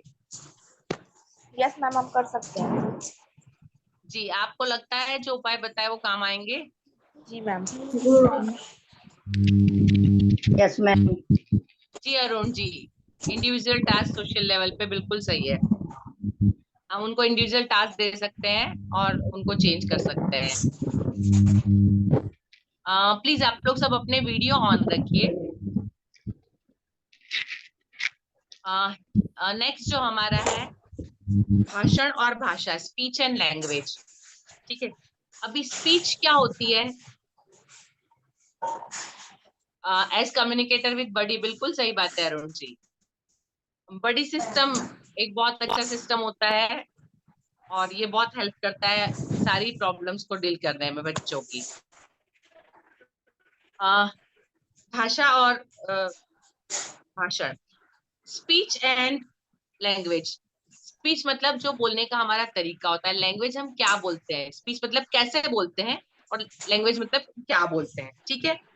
तो बच्चे मतलब बोलना, आपने सुना होगा कि 1 for walk and 2 for talk. बच्चा 1 साल में चलना सीखता है, 2 साल में बोलना सीखता है। जब बच्चा स्कूल में एंटर करता है उस वक्त तक उसको इतनी लैंग्वेज आती है, वो अपने सेंटेंस फॉर्म कर लेता है, वो अपनी बात आपको बता सकता है कि मुझे नहीं बैठना है, मुझे बैठना है, मुझे ये चाहिए, मुझे नहीं चाहिए, मुझे वॉशरूम जाना है। इतनी लैंग्वेज नॉलेज उसको होती है। उसने एबीसीडी भी नहीं सीखा है, उसने कोई मतलब ट्रेनिंग नहीं ली है, लेकिन घर में जो लैंग्वेज सीखने की एबिलिटी होती है हम लोगों की, घर के अंदर जो बाकी लोग बोलते हैं उनसे बात करके बच्चे इतना सीख लेते हैं। ठीक है। तो इतनी लैंग्वेज बच्चों को आती है, लेकिन उनको मतलब स्कूल में आने के बाद हम डिटेल में उनको करना, मतलब बातचीत करना। और स्कूल एक रीजन भी ये है कि बच्चे वहां के सोशल होते हैं, घर के अंदर उनको बड़ा कंफर्टेबल माहौल मिलता है, उसके बीच में वो सिर्फ मतलब उतना ही बोलना सीखते हैं, अपनी इच्छाएं बताना। लेकिन दूसरों की बात को सुनना, फॉलो करना, समझना, ये चीज बच्चा स्कूल में आके सीखता है। नर्सरी का जो 1 साल होता है पहला, वो स्पेसिफिकली इसलिए होता है कि बच्चा सोशल होना सीखे। घर से निकलकर क्लास में आके बैठना है, टीचर आए हैं तो उसको बैठना है, टीचर ने बोला कि खड़े होके अभी बाहर खेलने जाना है, तब खड़े होके बाहर खेलने जाना है। टीचर ने बताया अब रिसेस है, अब आपको टिफिन खाना है, उस वक्त बच्चा अपना टिफिन खाए। मतलब ये चीजें फॉलो करना, ये सारे सोशल सिस्टम सीखना, वो सारे काम बच्चे स्कूल में आके करते हैं। तो उसके बाद हर एक उनकी भाषा का ज्ञान, किस तरह से किसको बोलना, हम बच्चों को नर्सरी में सिखाते हैं कि क्लास में आने से आपको पहले पूछना है मैडम में आई कम इन, है ना। तो ये सारी चीजें कि कहाँ किसको किस तरह से बोलना, हम ये बच्चों को स्कूल में सिखाते हैं। अभी जो इसका सीखने का तरीका होता है बच्चों का, बच्चे पहले सुनते हैं, फिर बोलते हैं, फिर पढ़ना सीखते हैं और उसके बाद लिखना सीखते हैं। भाषा के हम ये 4 स्टेप होते हैं, ठीक है। तो उसमें से 2 स्टेप बच्चा ऑलरेडी करके आया है। बच्चा सुन के आया है घर में बोलना, और बोलना थोड़ा बहुत सीख कर भी आया है। लेकिन उसके बाद नेक्स्ट स्टेप जो पढ़ना है वो हम सिखाते हैं, और उसके बाद लिखना है वो स्टेप हम सिखाते हैं, ठीक है। अभी कुछ बच्चे होते हैं जिनको सुनना पढ़ना अच्छा लगता है, लेकिन कुछ होते हैं उनको आप यदि कितना भी उनको अपनी तरफ आकर्षित कर ले, उनका ध्यान नहीं होता है, वो सुनने को तैयार नहीं होते। उनका बिहेवियर थोड़ा सा ऑड होता है, उनकी मर्जी से चलते हैं, मूडी होते हैं, ठीक है। कुछ बच्चे होते हैं जो देर से बोलना सीखते हैं, इसलिए उनके प्रोनाउंसिएशन थोड़े से मतलब कच्चे रह जाते हैं, वो ठीक से प्रोनाउंस नहीं कर पाते किसी चीज को बोलना। अपनी बात को पूरे सेंटेंस में बोलना कुछ बच्चों को प्रॉब्लम होती है। आप मैंने इवन फर्स्ट स्टैंडर्ड तक 6 साल के बच्चों तक को देखा है कि उनको अपनी बात बताना, तो वो सेंटेंस पूरा नहीं बोल पाते, वो सिर्फ जो मेन मेन शब्द है उसको बोल देंगे, पूरा सेंटेंस नहीं कर पाते हैं, ठीक है। ऐसे कुछ बच्चे होते हैं। उसके बाद उनको लिखने में, यदि वो बोलना या पढ़ना देर से सीखते हैं, तो लिखने में भी उनको उतना ही टाइम लगेगा। ये जो प्रॉब्लम होती है, जो उनको देखना सीख पढ़ने में और लिखने में प्रॉब्लम, उसको डिसलेक्सिया बोलते हैं। डिसलेक्सिया एक ऐसी बीमारी है जिसमें बच्चे पूरे वर्ड को रीड नहीं कर पाते, कंसंट्रेट नहीं कर पाते, या पूरे पिक्चर को, जैसे बी और डी में डिफरेंस उनको नहीं समझ में आएगा कि वो इस तरफ है गोला या उस तरफ है। पी और क्यू उनको नहीं समझ में आता है, टी और एफ उनको नहीं समझ में आता है। तो ऐसी प्रॉब्लम उनकी होती है। और उसके बाद वो पूरा वर्ड एक साथ देखना, वो भी उनके लिए थोड़ा सा प्रॉब्लमेटिक रहता है, ठीक है। तो ये मतलब लैंग्वेज से रिलेटेड प्रॉब्लम्स है। अभी इसके सॉल्यूशंस क्या है? प्लीज आप लोग सब लोग अपना वीडियो ऑन रखें, ताकि एटलीस्ट मैं आपके चेहरे, आप लोग बोल नहीं रहे लेकिन आपके चेहरे देख के तो मुझे समझ में आए कि आपको समझ आ रहा है। प्लीज वीडियो ऑन करिए। सभी लोग अपना वीडियो ऑन रखें। लैंग्वेज डेवलपमेंट के लिए हमको ये करना है कि जैसे हम जो बेसिकली नर्सरी में करते हैं कि बच्चों को पोयम, सबसे पहले बच्चों को पोयम सिखाते हैं हम लोग, उनको गाना सिखाते हैं। कोई बात नहीं अरुण जी, उनको कविताएं, कहानियां, शुरुआत वहीं से होती है। और जो बच्चे स्पेसिफिकली सेकेंड थर्ड फोर्थ तक भी ये प्रॉब्लम फेस करते हैं, उनको भी वहां पे हम थोड़ा सा कविता कहानियां इनसे यदि थोड़ा सा ट्रीट करने की कोशिश करें, तो उनमें हमको डिफरेंस दिखने मिलता है, ठीक है। और उसके बाद हम ये कर सकते हैं, जो बच्चे बोलने में या सुनने में प्रॉब्लम करते हैं, तो उनसे टेलीफोन के खेल खेलें। आपको पता होगा पहले हम वो जो पेपर कप होता है उसके पीछे एक धागा बांध के, आप यदि उसको धागे को स्ट्रेट कर दें और एक तरफ से बोला जाए तो दूसरी तरफ सुनाई देता है। आपने खेला है ये गेम या सुना है, देखा है कहीं? यस और नो? जी नंदिनी जी, खेला है, बढ़िया। जी लवी जी, जी आशा जी। तो अभी हम फिर अपने बच्चों को भी, जहां आपको लगता है कि बच्चे सुनने में बोलने में प्रॉब्लम कर रहे हैं, तो उनको इस तरह के गेम, कुछ नहीं, क्राफ्ट एक्टिविटी की तरह एक होमवर्क दिया जा सकता है, और उनको आप 5 मिनट खिलाइए, उसके बाद बच्चे अपने आप उसको कंटिन्यू रखेंगे, तो वो उस बच्चे को एक आदत हो जाएगी। तो वहां वो खुल के बोलना सीखेंगे, उनके प्रोनाउंसिएशन ठीक होंगे, वो सुनना सीखेंगे, ध्यान देना सीखेंगे। और इस तरह की हम एक्टिविटी करवा सकते हैं। अभी उनके लिए हम कुछ ब्रेन गेम करवा सकते हैं। बोर्ड के ऊपर कुछ पिक्चर बनाए और उनको, बच्चे को बोले अभी आपको नाम बताने हैं। अब इसमें बहुत सारे अलग अलग तरीके हो सकते हैं, बच्चों के लेवल के हिसाब से हम उनके डिफरेंट एक्टिविटीज और डिफरेंट गेम कर सकते हैं। आपने एक पिक्चर बना दिया और उसके बाद बच्चे को बोलिए कि अब आप इसको डिस्क्राइब करिए, बच्चा उसको बताएगा। पिक्चर डिस्क्रिप्शन वैसे थर्ड फोर्थ स्टैंडर्ड में शायद इंग्लिश में भी आता है, कि एक पिक्चर है, उसके अंदर आप देखिए आपको क्या क्या दिख रहा है, आप उसको बताइए कि भाई इसमें ये बगीचे का चित्र है, इसमें 2 बच्चे झूले पे खेल रहे हैं, एक बच्चा साइकिल चला रहा है, 2 बच्चे दौड़ रहे हैं। तो वो बच्चा खुद बोलना सीखेगा, अपने आप सेंटेंस बनाना और एक्सप्रेस करना सीखेगा कि भाई इसमें एक रेड बॉल दिख रही है, उसमें 2 पंछी दिख रहे हैं, या 2 बतख है इसमें, जो भी चीजें आप इस तरह के बहुत सारी अलग अलग चीजें। जी लविश जी आता है। तो इस तरह से की कुछ ऐसी चीजें, कुछ ऐसी एक्टिविटी बच्चों को हम दे सकते हैं, ठीक है। उसके बाद में हम जैसे अंताक्षरी खेलते हैं, वैसे वर्ड्स का गेम होता है, वर्ड्स की अंताक्षरी।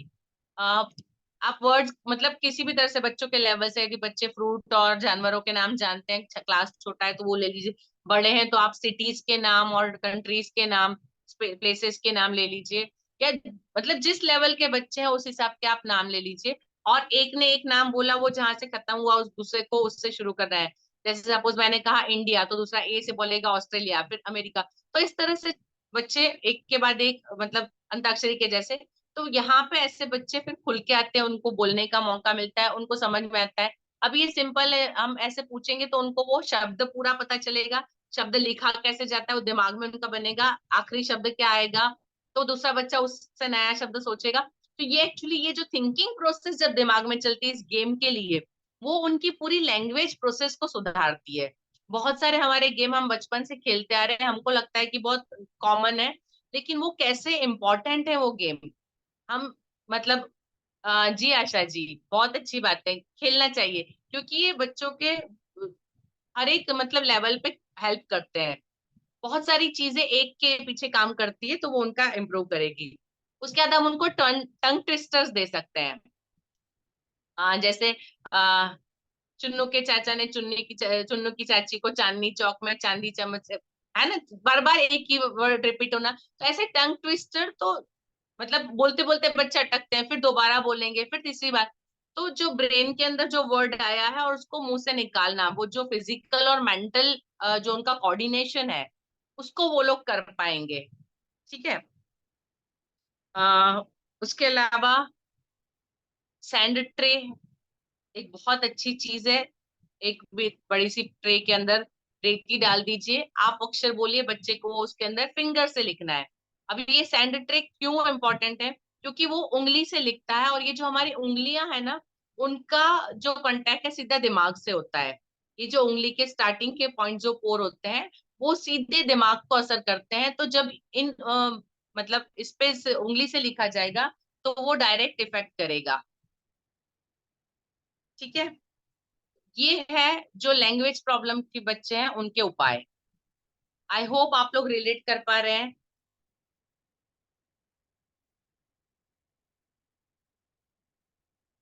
जी सैंडशीट, जी अरुण जी के पास एक बहुत अच्छा तरीका उन्होंने पिछले बार बताया। सैंडशीट का उपयोग करते हैं वो, जैसे जिसको हम मतलब अ, रेजमाल बोलते हैं,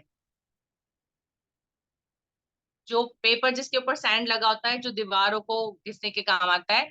उस सैंड के यदि आप अलग अलग लेटर्स कट करें और बच्चे उसको फिंगर से टच करें, इवन अरुण जी ने तो एज के हिसाब से अलग अलग साइज के पेपर्स के लेटर्स बना के रखे हैं। एम आई राइट अरुण जी? तो वो बहुत हेल्पफुल होते हैं, जब बच्चे उसको उंगली रख के उसको फील करते हैं, तो वो उन लेटर्स को बहुत अच्छे तरीके से याद रख पाते हैं और पहचान पाते हैं। सो ये एक बहुत अच्छी एक्टिविटी है जो बच्चों को बेसिकली रिकॉग्नाइज करने में इसमें काम आती है। ठीक है। आई होप आप लोगों को मजा आ रहा है। मुझे लग रहा है कि ये वन वे हो रहा है, मैं अकेली कब से बोले जा रही हूँ। आप लोग समझ पा रहे हैं, रिलेट कर पा रहे हैं? प्लीज यस या नो लिखिए।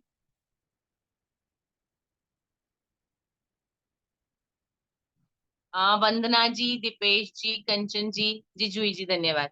आप प्लीज आप लोग अपना वीडियो ऑन कर दीजिए। प्राची जी, आयुषी जी, चांदनी जी, अस्मिता जी, जी बहुत बहुत धन्यवाद आप सबका। ठीक है। इसके बाद जो हमारा नेक्स्ट है,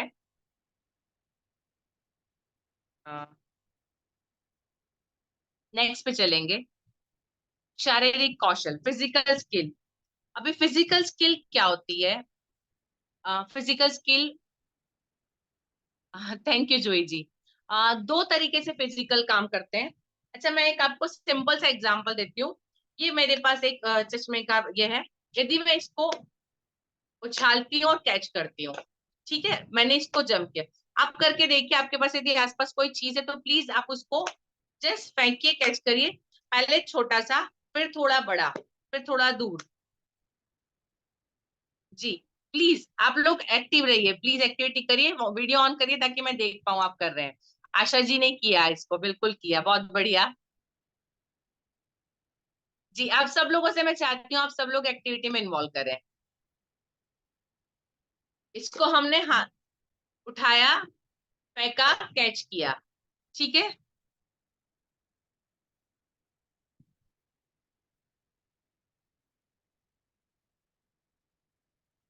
अभी दूसरी एक्टिविटी है, आपके हाथ में पेन होगी सबके पास, उसको फिंगर में लीजिए और इस तरह से हर एक फिंगर में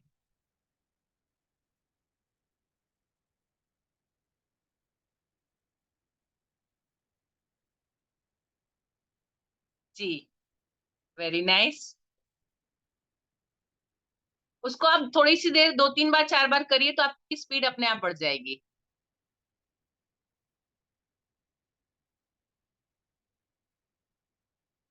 साक्षी जी कर सकती हैं आप?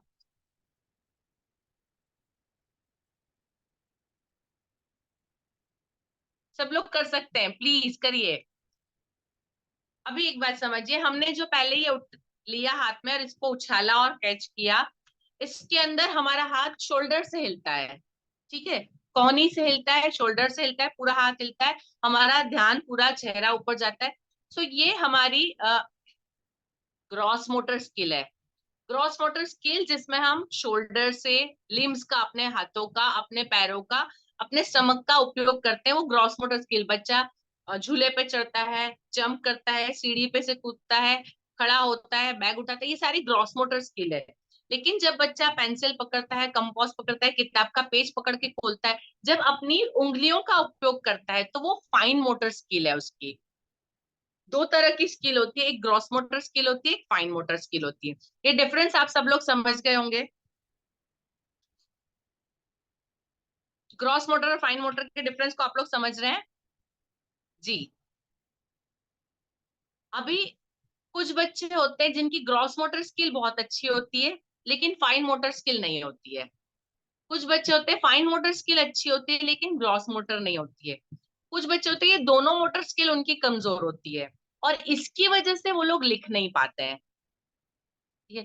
तो ये बच्चों की स्किल को हमको पहचानना होगा। अभी जो ग्रॉस मोटर स्किल है अच्छी है तो बच्चे सहनशील होंगे, मतलब ज्यादा वजन उठा लेना, ज्यादा देर खड़े रहना, थोड़ा सा लंबा चक्कर काट के आ जाना। उनको बोला कि आप 2 बार यदि नीचे से ऊपर भेज दिया किसी काम के लिए, आप बोल दिया जाओ, तो वो चले जाएंगे, सहनशील होते हैं, उनका स्टेमिना होता है, वो ज्यादा देर तक कुछ काम कर सकते हैं। आप जंप करने को बोले, बाहर खुले में ले गए, जंप करवा रहे हैं, दौड़वा रहे हैं, तो बच्चे लंबे टाइम तक दौड़ते रहेंगे। जो फिजिकली ग्रॉस मोटर स्किल अच्छे है उनका ये होगा, ठीक है, उनकी पावर होगी, उनकी स्पीड होगी। और आई हैंड कोऑर्डिनेशन, आपने जैसे एक लंगड़ी वगैरह हम खेलते हैं, हमने नंबर्स लगाए होते हैं, लिखे होते हैं 1 से 10 तक, बच्चे उसमें एग्जैक्टली डिस्टेंस पे भी, थोड़ा दूर भी गोला बनाए तो उस पर जंप कर जाएंगे। तो जिस तरह के ऐसे आप अलग अलग ग्रॉस मोटर स्किल की एक्टिविटीज देते हैं तो बच्चे उसको फॉलो कर सकते हैं, ठीक है। फिर वो अपना बैलेंस बना सकते हैं। आप उनको बोलिए एक लकीर बना दी, जिगजैग लाइन बनाई, उसको फॉलो करना, उसके ऊपर चलना, तो ग्रॉस मोटर स्किल अच्छी है तो वो बच्चे उसके ऊपर कर लेंगे। अभी फाइन मोटर स्किल में बच्चे आराम से लिखना, छोटी छोटी चीजें, जैसे आप कोई खिलौने देते हैं, कुछ चीजें एक के ऊपर एक जमाना है, जैसे वो सर्कल्स होते हैं, छोटे बड़े पे छोटा, उससे छोटा, कोई टावर बनाना है, कुछ चीजें ज्वाइन करना है, तो ऐसी सारी चीजें जिनकी फाइन मोटर स्किल अच्छी होगी वो आराम से कर लेंगे। अभी जिन बच्चों को, मतलब इसमें प्रॉब्लम कहाँ बच्चों को आती है, सुन लेते हैं, बोल लेते हैं, लेकिन यदि उनकी फाइन मोटर स्किल अच्छी नहीं है तो लिख नहीं पाएंगे। उनको आंसर आता है लेकिन उनको लिखना नहीं आ रहा है, लिख नहीं पाते हैं, टाइम उनको देर लगती है क्योंकि वो हर एक चीज को लिखते लिखते उनको टाइम खत्म हो जाता है, वो थोड़े स्लो हो जाते हैं, ठीक है। कुछ बच्चे ऐसे होते हैं जिनका मतलब प्री मैच्योर बॉर्न होता है, टाइम से पहले उनका बर्थ हो जाता है, तो उन लोगों की जो फिजिकल एक्टिविटी है वो क्लास के बाकी बच्चों से कम होती है, ठीक है। वो मतलब 8 मंथ में बॉर्न है तो बर्थ डेट उनकी पहले आ जाती है, लेकिन उनका फिजिकल मेंटल लेवल है वो थोड़ा सा पीछे रहता है। तो वो बच्चा, मतलब कई बार मैंने देखा है, मैं मतलब पेरेंट्स से इस बारे में बहुत बहस होती है कि हम लोग क्या, जैसे 1 जून को हम गिनते हैं कि 1 जून पे बच्चे के यदि 6 साल कंप्लीट है तो हम फर्स्ट में लेंगे। जी, फाइन मोटर स्किल में फिजिकल एक्टिविटी स्लो होती, जी जी सही है। हम लोग क्या करते हैं फर्स्ट 6 साल पहले जून को, तो कई बार ऐसा होता है कि बच्चा 10 जून का या ऐसा है तो अगले साल जाएगा, और कभी ऐसा होता है बच्चा 28 मई 29 मई। तो बच्चों में क्या होता है, हमारे लिए तो तारीख 1-2 दिन का अंतर है इधर, लेकिन क्लास के अंदर और बच्चों में 6-8 महीने 10 महीने का डिफरेंस, क्लास में बहुत लंबा डिफरेंस दिखता है। और जो बच्चे प्री मैच्योर बेबी होते हैं उनकी बर्थ डेट पहले आती है, लेकिन क्लास के अंदर उनका, क्योंकि मेंटल लेवल उनको समझने में टाइम लगता है, फिजिकली उतनी चीजें करने में टाइम लगता है, तो जो बच्चा ऐसा होगा तो वो फिजिकली एक तो बार बार बीमार होगा। ऐसे बच्चे बीमार बहुत लंबे टाइम तक रहते हैं, शायद वो 12-15 साल के होते हैं, तब तक उनको बहुत मतलब इम्यूनिटी का प्रॉब्लम होता है। तो हर महीने उनकी छुट्टी हो जाएगी क्योंकि वो बुखार आ गया, सर्दी हो गई, बीमार हो गए। ये प्रॉब्लम उन लोगों के साथ बहुत चलते हैं, तो इसका इम्पैक्ट आपके बच्चों की क्लास की एक्टिविटी और पढ़ाई पे बहुत ज्यादा आता है, क्योंकि बच्चा बीच में गैप हो गई, 2 दिन छुट्टी हो गई, तो वो 2 दिन में क्या हुआ उसको नहीं पता। प्लस उसकी मतलब जो ग्रोथ का एक लेवल होता है वो बीच में छूट जाता है, तो वो प्रॉब्लम आती है। ठीक है। इसके बाद फिजिकली ये बच्चे कमजोर होते हैं, तो मेंटली नो डाउट स्ट्रांग है, लेकिन फिजिकली कमजोर होने की वजह से वो बाकी सब लोगों से उस लेवल पे कॉम्पीट नहीं कर पाते हैं। मैं एक एग्जांपल देती हूँ। मेरे साथ पास एक लड़की थी, हम उसको बटरफ्लाई गर्ल बोलते थे। बटरफ्लाई गर्ल इसलिए क्योंकि वो मेंटली, आपने एक बात बोली है उसको दोबारा बोलने की जरूरत नहीं, वो एज इट इज फिर से रिवाइज कर सकती, लेकिन उसको किसी चीज को उठाना, पानी पीना है तो वो अपनी बॉटल अपने मुंह तक ले जाना उसके लिए मुश्किल था। और जब उसको किसी भी चीज से मतलब उसको ऐसा लगता है कि कोई अब मुझे कुछ बोलेगा या मुझसे ये नहीं हो रहा है, मुझे अब ये करना है, तो वो अपने हाथों को ऐसे करके हिलाना शुरू कर देती थी। हम उसको इसलिए बटरफ्लाई गर्ल बोलते थे। जैसे ही उसको बोल, उसका नाम लिया मानसी था, तो उसको यदि बोलो मानसी, तो उसका हाथ हिलाना शुरू हो जाता था। मतलब उसको लगता था कि अब पता नहीं मुझे क्या बोलेंगे, और उसको यदि कोई फिजिकल एक्टिविटी करने को बोला तो डेफिनेटली उसको मतलब टेंशन हो जाता था और बिहेवियर चेंज। काफी टाइम उसके पे रिसर्च करने के बाद मुझे समझ में आया कि उसको कुछ मेंटल प्रॉब्लम भी है। उसकी मदर को बुला के बड़ी मुश्किल से समझाया। जब डॉक्टर के पास लेके गए तो हकीकत में ऐसा निकला कि उसको स्पेशल स्कूल में 2 साल के लिए डालना पड़ा, कि उसको पर्सनल किसी भी चीज को हाथ से पकड़ के एक जगह से दूसरी जगह रखना, ये भी उसके लिए मतलब एक डिफिकल्ट टास्क था। पेरेंट्स को समझ में नहीं आता है, 3 साल की 3.5 साल के बच्चे घर में, पेरेंट्स को लगता है कि ठीक है अभी छोटी है चलो हम कर देते हैं, तो मम्मी हर चीज में मदद करना ये उनकी एक आदत थी। तो इस तरह के बच्चे होते हैं तो ऐसी प्रॉब्लम फेस करते हैं। पेरेंट्स शायद कभी नहीं समझ पाते, तो हम, क्योंकि एज ए टीचर क्लास में, पूरी क्लास में हमको पता है कि कौन सा बच्चा किस जगह प्रॉब्लम फेस कर रहा है, तो हम उनको हेल्प कर सकते हैं। ठीक है। और जिनका मतलब फाइन मोटर स्किल अच्छा नहीं है वो स्लो राइटर रहेंगे, ये हमेशा है। एक और प्रॉब्लम उनकी होती है, ग्रॉस मोटर स्किल वालों की एक प्रॉब्लम होती है जिसके यदि लेस है, उनको राइट और लेफ्ट में पता नहीं चलता है। यदि ग्रॉस मोटर स्किल उनकी अच्छी नहीं है तो वो, आप उनको बोलिए राइट हैंड ऊपर करना है तो वो अपना लेफ्ट ऊपर करेंगे। आप उनको बोलिए लेफ्ट हैंड की तरफ आपकी जो चीज है वो उठा लो, तो वो उनको प्रॉब्लम होगा। और ये मतलब 3-4 साल की उम्र में तो ये प्रॉब्लम सबको होता है, मोस्टली बच्चों को देखने को मिलता है। उस चीज को हमको बार बार सिखाना पड़ता है, समझाना पड़ता है, लेकिन कुछ बच्चे उसको ग्रास्प नहीं कर पाते हैं। आई हैंड कोऑर्डिनेशन, जो हमारे केजी लेवल के बहुत सारी एक्टिविटीज और गेम्स होते हैं, वो इसीलिए होते हैं कि बच्चों की ये सारी जो भी कोऑर्डिनेशन की प्रॉब्लम्स है वो खत्म हो जाए। तो हमको मतलब केजी सेक्शन में मुझे ऐसा लगता है कि पढ़ाने के साथ साथ फिजिकल एक्टिविटी पे भी इतना ही ध्यान देना चाहिए। ठीक है। अभी इन सब प्रॉब्लम्स के उपाय क्या हो सकते हैं? ग्रॉस मोटर स्किल्स के लिए हम, मैंने जैसे बताया, हमको स्पेसिफिक एक्टिविटीज देनी पड़ेगी। मैं आप लोगों के साथ अगले हफ्ते में वीडियोस शेयर करूंगी कि फिजिकल ग्रॉस मोटर की एक्टिविटी के लिए आप कौन कौन सी एक्टिविटी क्लास में करवा सकते हैं बच्चों को। ठीक है। उनको बैलेंस करने वाले खेल, जैसे मैंने बताया जिगजैग लाइन के ऊपर चलना, स्ट्रेट लाइन के ऊपर चलना, जंप करके थोड़ी चीजें छोड़ छोड़ के जंप करके चलना, ऐसी बहुत सारी एक्टिविटी होती है उनके फिजिकल के लिए। ठीक है। फाइन मोटर स्किल को इम्प्रूव करने के लिए हम ये कर सकते हैं, उन लोगों को क्ले से खेलना, मटर के दाने छिलना, इस तरह की जो छोटी छोटी चीजें होती है। घर के अंदर कुछ नहीं तो पेरेंट्स को बोलते हैं कि आटा बना के, आटे की गोलियां, आपने यदि देखा हो तो गाँव में और इसमें, जब भी माँ मतलब रोटी बनाने बैठती तो बच्चे के हाथ में आटे की, मैंने तो हमेशा ये किया है कि मुझे खाना बनाना तो सबसे पहले आटा गूंथ के एक मतलब लोई बना के बच्चे के हाथ में देना है, और उसको जो खेलना है खेलने देना है। तो उससे क्या होता है, बच्चों की फाइन मोटर स्किल डेवलप होती है। ठीक है। तो उसके अलावा उनके लिए एक दीवार होनी चाहिए जिसके ऊपर वो लोग स्क्रिबल कर सके, चौक लेके खुद कुछ भी लिख सके।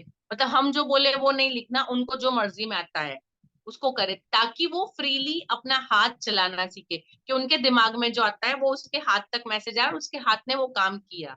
पहले उनको वो करने सीखने देना चाहिए। ठीक है। उसके अलावा ऑरेंज छिलना, संतरा है उसको छिलना, उबला हुआ आलू छीलना, ये सारी उनकी फाइन मोटर स्किल की एक्टिविटी है, और ये सारी एक्टिविटी उनको करने के लिए मिलनी चाहिए, बच्चों को करने के लिए इसका मौका जरूर मिलना चाहिए। उसके अलावा बहुत सारे ऐसे गेम होते हैं जिसके अंदर पर्टिकुलर शेप के अंदर बच्चों को वो चीजें रखना है, उसके जहाँ सर्कल है वहां सर्कल रखना है, जहाँ स्क्वायर है वहां स्क्वायर रखना है। आप ABCD भी आजकल मिलते हैं वो, तो इस तरह की चीजें फाइन मोटर स्किल के लिए बहुत इंपॉर्टेंट है, वो होनी चाहिए। ठीक है। एक लास्ट पॉइंट मैं आज डिस्कस करती हूँ, संवेदी जागरूकता, सेंसरी अवेयरनेस। इसके बाद मैं आप लोगों से सुनूंगी। इसके बाद का जो हमारे कक्षा प्रबंधन के कुछ पॉइंट्स है उसको हम अगली बार सेशन में पहले डिस्कस करेंगे, उसके बाद हम आगे चलेंगे। ठीक है। एक लास्ट पॉइंट, सेंसरी अवेयरनेस या संवेदी जागरूकता। अभी हर एक बच्चा, मतलब हम जो भी इंसान होते हैं वो अपने 5 सेंसेस है ना, देखना, सुनना, महसूस करना, छू के महसूस करना, स्वाद से चखना, सूंघना, इन चीजों का उपयोग करते हैं। तो हर एक बच्चा इन सेंसेस को बहुत ज्यादा मतलब डेवलप करता है। अभी ये डेवलप जन्म के बाद धीरे धीरे होते हैं। जब बच्चा जन्म लेता है ना तब उसको सब कुछ ब्लैक एंड व्हाइट दिखता है, उसको कलर दिखना शायद साल 1.5 साल में शुरू होता है। बच्चा जब जन्म लेता है वो, हम मतलब बोलते हैं बच्चा 5-6 महीने का हुआ तो मम्मी को पहचानना शुरू होता है। उसके पहले बच्चे को कोई भी उठा ले उसको पता नहीं चलता है, लेकिन धीरे धीरे वो पहचानना सीखता है। तो उनको कलर नहीं दिखते हैं, उनको कोई भी आकार तुरंत नहीं दिखते हैं। तो ये डेवलपमेंट धीरे धीरे होता है। अभी कुछ बच्चे होते हैं जो उसमें शायद स्लो चलते हैं, तो स्कूल के आने तक उनकी ये प्रोसेस थोड़ी स्लो चलती है, और कुछ बच्चे उसको फास्ट ग्रास्प करते हैं। ठीक है। बच्चे जो होते हैं वो हवा में, आपने देखा होगा, हाथ पैर मारते रहते हैं। एक्चुअली उनके जो बॉडी है वो पार्ट्स उनकी कंट्रोल में नहीं होते हैं। उसको सिर संभालना नहीं आता है। बच्चा 3-4 महीने का होगा उसके बाद, तब तक हम उसको पकड़ते हैं तो उसका सिर पहले पकड़ते हैं। जब भी मतलब किसी को छोटे बच्चे को हाथ में देते तो बोलते हैं सिर संभालना, क्योंकि वो बच्चे में पावर नहीं है कि वो अपने सिर को संभाल सके। वो 6-8 महीने के बाद आता है। तो ये जो सेंसेस मतलब धीरे धीरे डेवलप होते हैं। उसके बाद लाइट की तरफ सेंसेस, जहां लाइट चलेगी वहां उसकी नजर जाएगी। आप बच्चों के साथ हम जब खेलते हैं तो बहुत सारे अलग अलग तरीकों से खेलते हैं। जब बच्चा मतलब छोटा होता है तो आप एक तरफ से चुटकी बजाइए तो उधर देखेगा, फिर आप दूसरी दिशा से बजाइए तो उधर देखेगा। तो वो सेंसेस आने में थोड़ा टाइम लगता है। तो इस तरह की जो सेंसेस जो ग्रोथ होती है वो धीरे धीरे बढ़ के यहाँ तक, मतलब nursery, junior KG, senior KG तक, वहां पे भी आपको कहीं कहीं यहाँ डेफिशिएंसी देखने को मिलती है। और उस डेफिशिएंसी का असर लॉन्ग टाइम रहता है यदि किसी को लेट हुआ है तो।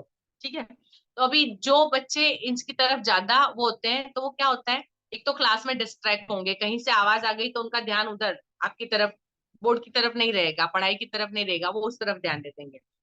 कोई अचानक से लाइट आ गई, कुछ अचानक से हो गया तो उनका सारा कंसंट्रेशन उन चीजों में चला जाता है। ठीक है।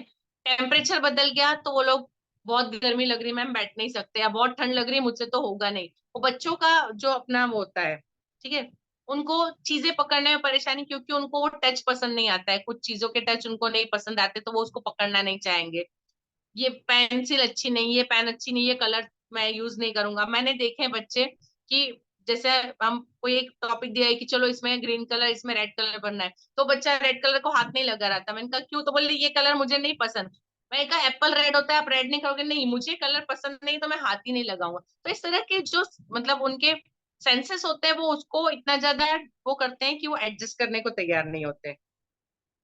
किसी एक सेंस को ज्यादा इंपॉर्टेंस देंगे, उनको सुनना अच्छा लगता है, म्यूजिक अच्छा लगता है, वो एंजॉय करेंगे, लेकिन वो दूसरे काम करना शायद पसंद ना करें। ऐसे बच्चे डे ड्रीमर होते हैं, अपनी दुनिया में खोए हुए, उनकी कुछ बातें अपना अपना चलता रहता है। ठीक है। ये सारे इनके मतलब है। अभी इन बच्चों के लिए हम क्या कर सकते हैं, तो उनको ऐसे संवेदना वाले खेल खिलाएं जिससे वो अपनी इन सेंसेस को इम्प्रूव कर सके। ठीक है। उसके लिए बोल सकता है उनकी आंखें बंद करके अलग अलग चीजें उनको हाथ में दो, उनको पहचानना है। किसी चीज की आवाज की, ये कौन सी आवाज है आप सुन के बताओ किस चीज की आवाज है। बहुत सारी चीजों की अलग अलग आवाजें निकलती है। बॉटल के अंदर आप अलग अलग चीजें पहले आप भर दीजिए, मटर के दाने भरिए और राई भरिए और रेती भरिए, और उसको जब हिलाएंगे तो सबकी आवाज अलग आएगी। तो यदि आप उनको पहले पहचान करवा दे, उसके बाद आंखें बंद करके कि अब आप पहचानो ये कौन सी चीज है। ठीक है, बादलों के अंदर उनको आकार ढूंढने को देना। तो उनके सेंस ऑर्गन को इम्प्रूव करने के लिए हम ऐसी बहुत सारी एक्टिविटीज उनके साथ कर सकते हैं। म्यूजिक उनको सुनाना है, या कोई एक छोटा सा पिक्चर देख के उनको अपने आप डिस्क्राइब करने के लिए बोलना है कि आप इसके ऊपर से अपनी एक कहानी बनाओ कि ऐसा है तो क्यों है, या इसके बाद क्या हुआ होगा। तो उनकी जो कल्पनाएं हैं, उनके सेंसेस जो भी है, वो उसमें बाहर निकल के आएगा। ठीक है। और ऐसे बच्चों को लिखने और बोलने के लिए थोड़ा सा आपको इम्प्रूव करना पड़ेगा, वो तुरंत नहीं खुलेंगे। जो ऐसे डे ड्रीमर होते हैं, अपनी दुनिया में रहने वाले, वो तुरंत बोलने को तैयार नहीं होते। तो उनको ऐसे हमको मौके देने पड़ेंगे जिससे वो इम्प्रूव करें, बोले। ठीक है। आ, ये मेरी तरफ से आज जो उनके बच्चों के प्रॉब्लम्स और उसके उपाय, क्लास हमने शुरू की थी तो हम नंबर बहुत सारे थे, अभी आते आते शायद हम 10 लोग रह गए। या तो सबको पसंद नहीं आया, मुझे नहीं पता क्या प्रॉब्लम है उनका। सजल जी, मैं आपसे चाहूंगी कि जिन लोगों ने क्लास छोड़ी, आप उनसे प्लीज पूछें कि ऐसा क्या था जिसकी वजह से उन्होंने क्लास छोड़ी। जी क्योंकि इतनी सारी जानकारी को मेरे लिए भी इकट्ठा करना और आपके लिए प्रॉपरली प्रेजेंट करना काफी सारा एफर्ट लगता है। ठीक जी है। मैम। अच्छा ठीक है, अभी मैं आप लोगों से पूछना चाहूंगी कि आज का सेशन कैसा लगा। आपकी जो प्रॉब्लम्स थी वो इसमें डिस्कस हुई, या आपकी कोई प्रॉब्लम ऐसी है जो रह गई तो हम उसको डिस्कस कर सकें। जूही जी, आपसे शुरू करेंगे। जी मैम, नमस्ते मैम। जी मैम, आज मेरा बीएड का सारा रिवीजन हो गया। मैंने सॉरी, जो भी बीएड में पढ़ा है वो आज सारा मेरा रिवीजन हो गया। क्या बात है। जी मैम। जी हाँ मैम, मुझे आपकी क्लास बहुत अच्छे से समझ में आई, बहुत अच्छे से समझाया मैम। जी मैम, मैं बताना चाहूंगी, मैंने एक लड़की को पढ़ाया है जो मेंटली बहुत वीक थी। तो उसे पढ़ाने में पहले तो मुझे समझ में नहीं आया कि उसे किस टाइप से पढ़ाऊं, पर धीरे धीरे उसे समझा तो मैंने थोड़ा बहुत समझ के उसे पढ़ाना चाहा। पर उसकी एक प्रॉब्लम थी, अगर उससे कुछ बताया जाए तो वो सिर्फ अपनी ही सुनती थी, किसी की नहीं सुनती थी, चिढ़ती बहुत थी वो। मतलब उससे कुछ बोलो कि जैसे नहीं ये लिखना है तो उसे जो लिखना है वो वही लिखेगी, वो मेरी बात नहीं मानती थी। तो ऐसे तो मुझे समझ में ही नहीं आता था कि उसे पढ़ाऊं कैसे। कुछ मंथ पढ़ाया तो उसे बहुत कुछ सिखाया गया, मतलब वीक नहीं थी पढ़ने में, अच्छी थी, लेकिन उसे बस पढ़ाने का तरीका जो था शायद मैं वो पूरी तरह से नहीं समझ पाई। तो फिर मैंने उसे बस थोड़ा ही कुछ टाइम ही पढ़ाया, फिर नहीं पढ़ाऊंगी। तो अब मुझे लग रहा है कि मैं आपकी बातों से, मतलब आपकी जो पढ़ाया है ना, उससे मैं समझ में आया है मुझे कि उसे किस तरीके से ट्रीट करना चाहिए। जी थैंक यू मैम। जी जूही जी, धन्यवाद। आशा जी। जी मैम। मैम, आज बहुत अच्छा लगा और बहुत कुछ समझा है, सीखा है, और बहुत अच्छी तरह से समझा है कि बच्चों से किस तरह से ट्रीट करना चाहिए। जी कुछ धन्यवाद आशा जी। प्रॉब्लम जी कुछ प्रॉब्लम आती है बच्चों के साथ, लेकिन आपने बताया है उसमें से कुछ बातें मैं शेयर करती हूँ बच्चों के साथ। Thank you ma'am.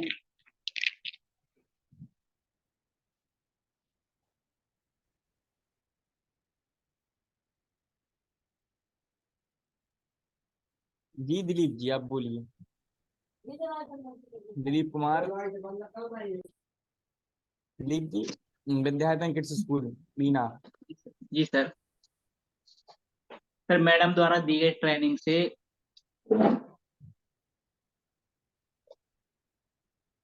हेलो। हाँ जी, सुन रहे हैं। फिर मैडम आप, थैंक यू मैडम, आप द्वारा ट्रेनिंग से हमें बहुत कुछ अनुभव हुआ सीखने के लिए। जैसे किसी क्लास में, हमारे क्लास में स्कूल में है कई प्रकार, 2-3 प्रकार के बच्चे ऐसे भी हैं जिनको किसी सब्जेक्ट में अगर होमवर्क दिया जाए तो किसी लाइन में एक बच्चा ऐसा है कि 1-2 वर्ड लिखेगा और होमवर्क करता ही नहीं है, आगे करता ही नहीं, बोलता है हो गया।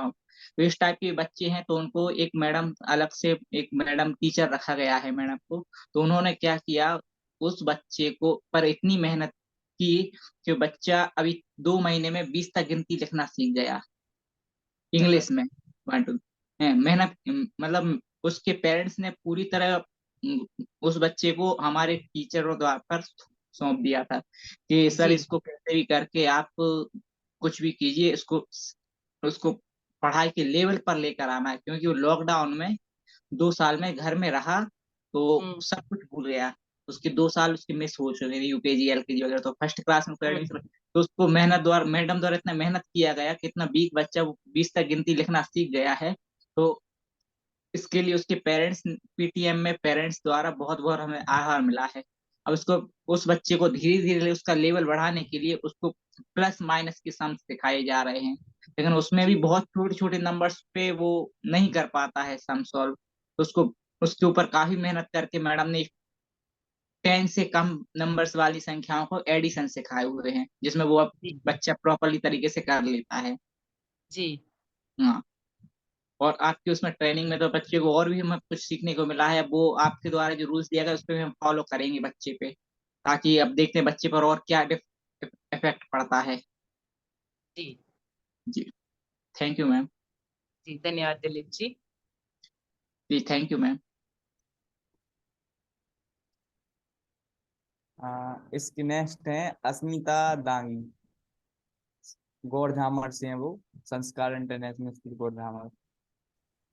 जी मैम। नमस्ते मैम। नमस्ते। मैम मतलब कि पहले मेरी क्लास में कुछ बच्चे थे जो होमवर्क भी नहीं करते थे और ना उनसे पढ़ के बनता था, और ना मतलब कि कुछ भी दो उनको याद करने ना वो याद करके आते थे। लेकिन मतलब कि डेली बोलो उनसे वो लोग नहीं सुनते थे। लेकिन बाद में ऐसे मतलब कि आपके कहने पर हमने मतलब कि समझाए कि उनके साथ में बैठकर उनको एक एक बात बताने से, लेकिन वो अब याद कर रहे हैं। जी जी धन्यवाद Asmita ji. Thank you ma'am. Kanchan, Kanchan ji, Kanchan Chaurasia. आपका ऑडियो एंड वीडियो बहुत देर से बंद आ रहा है मैम। आप अपनी प्रतिक्रिया जरूर दीजिए। हमारी वॉइस पहुंच रही है आपके यहाँ तक, तो आप प्लीज अनम्यूट कीजिएगा।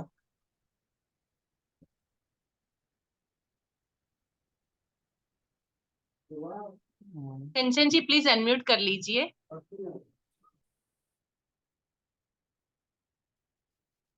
जी सर। मैम वो मैम लगता है। दो जी बच्चे भी थे। जी जी।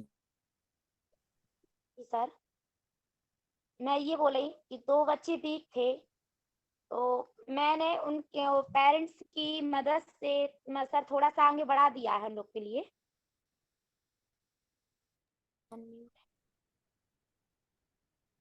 सर जी कंचन मैम जी। आपकी जी जी। वो मैम मेरी आवाज पहुंच रही है आप तक? जी थोड़ी कट सी कट के आ रही थी, अभी आ रही है, बोलिए। जी मैम, मैं ये बोल रही हूँ कि दो बच्चे बहुत ही वीक थे, कुछ भी नहीं आता था, बट हम्म उनकी पेरेंट्स की हेल्प से मैंने उन बच्चों को थोड़ा सा आगे बढ़ा दिया है, क्योंकि मतलब उनके पेरेंट्स बोलते थे कैसे पढ़ाएं, कैसे बताएं, कैसे सिखाएं। तो मैंने उनसे बोला कि घर में ये वेजिटेबल्स होती है, ऑनियन, टमाटो, पोटैटो, तो मैंने बोला कि आप खाना बनाते हो, उन लोग से बोलो कि काउंट करे इसको, है ना, उसी जी में माइनस प्लस करे, और उनका कलर पूछो ये किस रंग की है जी ना। तो इससे मैम आने लगा और उनका इंटरेस्ट बढ़ रहा है पढ़ने में। बढ़िया, थैंक यू। बहुत बढ़िया कंचन जी, बहुत अच्छा तरीका है। हाँ मैम, उनकी पेरेंट्स भी बहुत खुश है कि हाँ मैम मतलब आप कुछ अच्छा सिखा रही है बच्चों को। जी जी बिल्कुल। इसके इसके बाद है साक्षी मैम, इन संस्कार इंटरनेशनल गोरधामर से हो। साक्षी मैम आप अनम्यूट कीजिएगा। Yes sir. यस मैम, जैसे पहले बताया था आपको कि एक बच्चा है हमारी क्लास में, उसको एबीसीडी भी नहीं आती थी फोर्थ क्लास में आके। अब लेकिन वो ऐसा है कि पढ़ता है, वर्ड पहचानने लगा है, वर्ड को जोड़ के भी पढ़ने लगा है वो। बढ़िया। उसको लगता है कि हाँ पढ़ना है, उसको इंटरेस्ट आता है अब पढ़ने में। जी जी बहुत बढ़िया साक्षी जी, हमको भी खुशी मिलती है जब बच्चे, हम मेहनत करते हैं और उसका रिजल्ट मिलता है, बच्चे करते हैं तो। हाँ मैम वो तो है। जी जी जी मैम, बहुत बहुत धन्यवाद। और के बाद में कल्याणी ताम्रकार संस्कार इंटरनेशनल स्कूल गोरझामत। कल्याणी मैम, आप अनम्यूट कीजिएगा।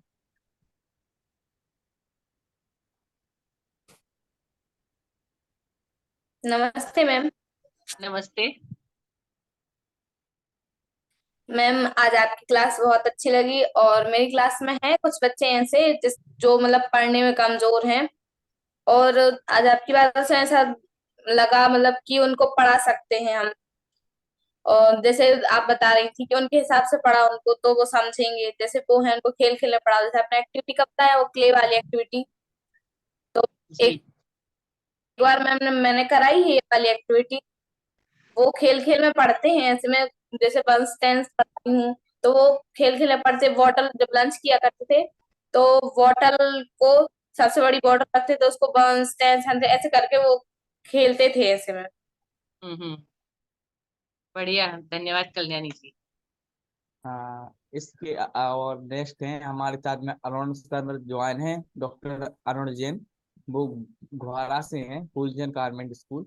सर प्लीज आप अनम्यूट कीजिएगा, जो भी क्वारी हो तो आप प्लीज कीजिएगा।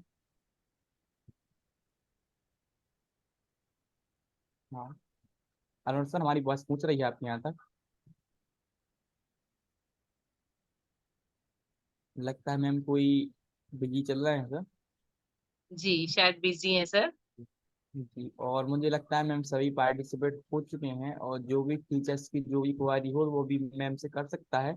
सेशन संबंधित जो भी प्रश्न हो, क्वेश्चन हो, तो आप प्लीज पूछ सकते हो मैम से भी।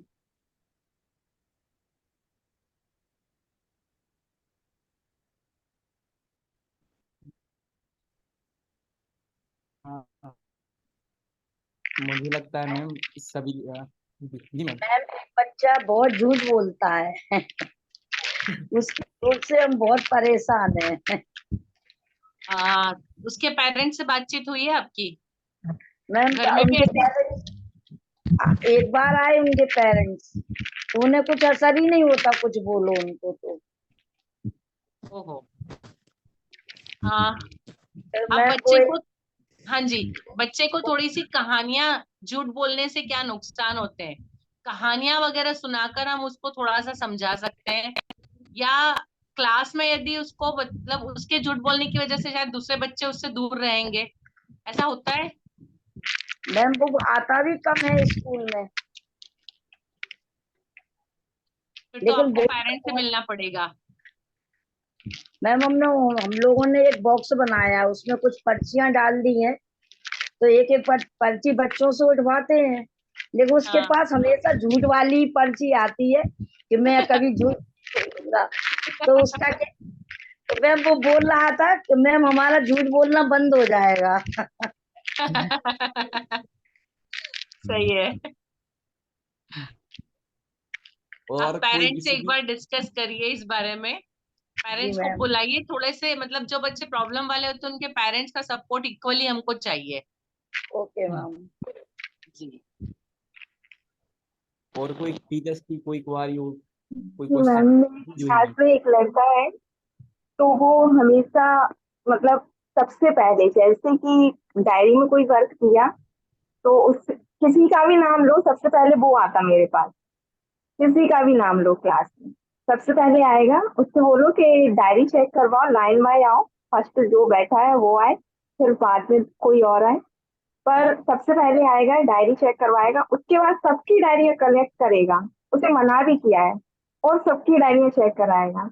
मतलब कि अभी एनुअल फंक्शन है हम लोग के स्कूल में, तो हाँ। उसे ना पार्टिसिपेट करना है, तो फिर उसे एक टीचर ने फिक्स कर लिया कि मेरे प्रोग्राम में लोगे आप।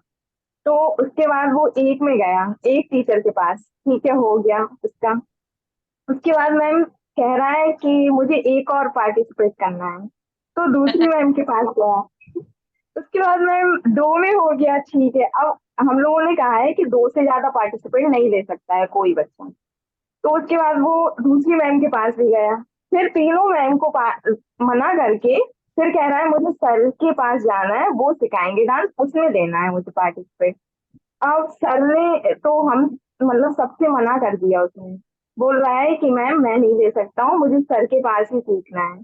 तो कहा ठीक है, नाम काट दिया, ठीक है आप जाइए। वहाँ सर ने डायरेक्ट मना कर दिया, वहाँ वो परफॉर्मेंस नहीं कर पाया। अब लौट के फिर हम लोगों के पास आया।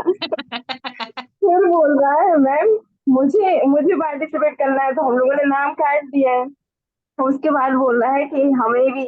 अब सारे टीचर के पास गया तो उसके मतलब नहीं मिला। अब बस अकेला रह गया, कह रहा मुझे डांस में पार्टिसिपेट करना है, कोई मुझे दे नहीं रहा है। मतलब बहुत ज्यादा शैतानी करता है। पढ़ाई में बहुत अच्छा है, पर जिस किसी का भी नाम लो सबसे पहले वही हाजिर होता है। किसी का भी नाम लो, सारे क्लास सारे टीचर्स, मेरी क्लास में सारे टीचर्स को परेशान करता है। मैं आपको एक सजेशन दूं इसके लिए। आपका हाँ जी जैसे बोलिए। प्रोग्राम चलेगा, शायद 8 10 12 डांस होंगे आपके, या अलग अलग एक्टिविटीज, यस। नाटक या कुछ होंगे। उसके बीच में कोई ना कोई एंकरिंग करेगा, कोई टीचर या कोई एंकरिंग करेगा।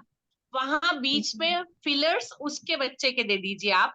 उस बच्चे को बोलिए आप एक एक लाइन का, दो दो लाइन का कुछ बीच में फिलर।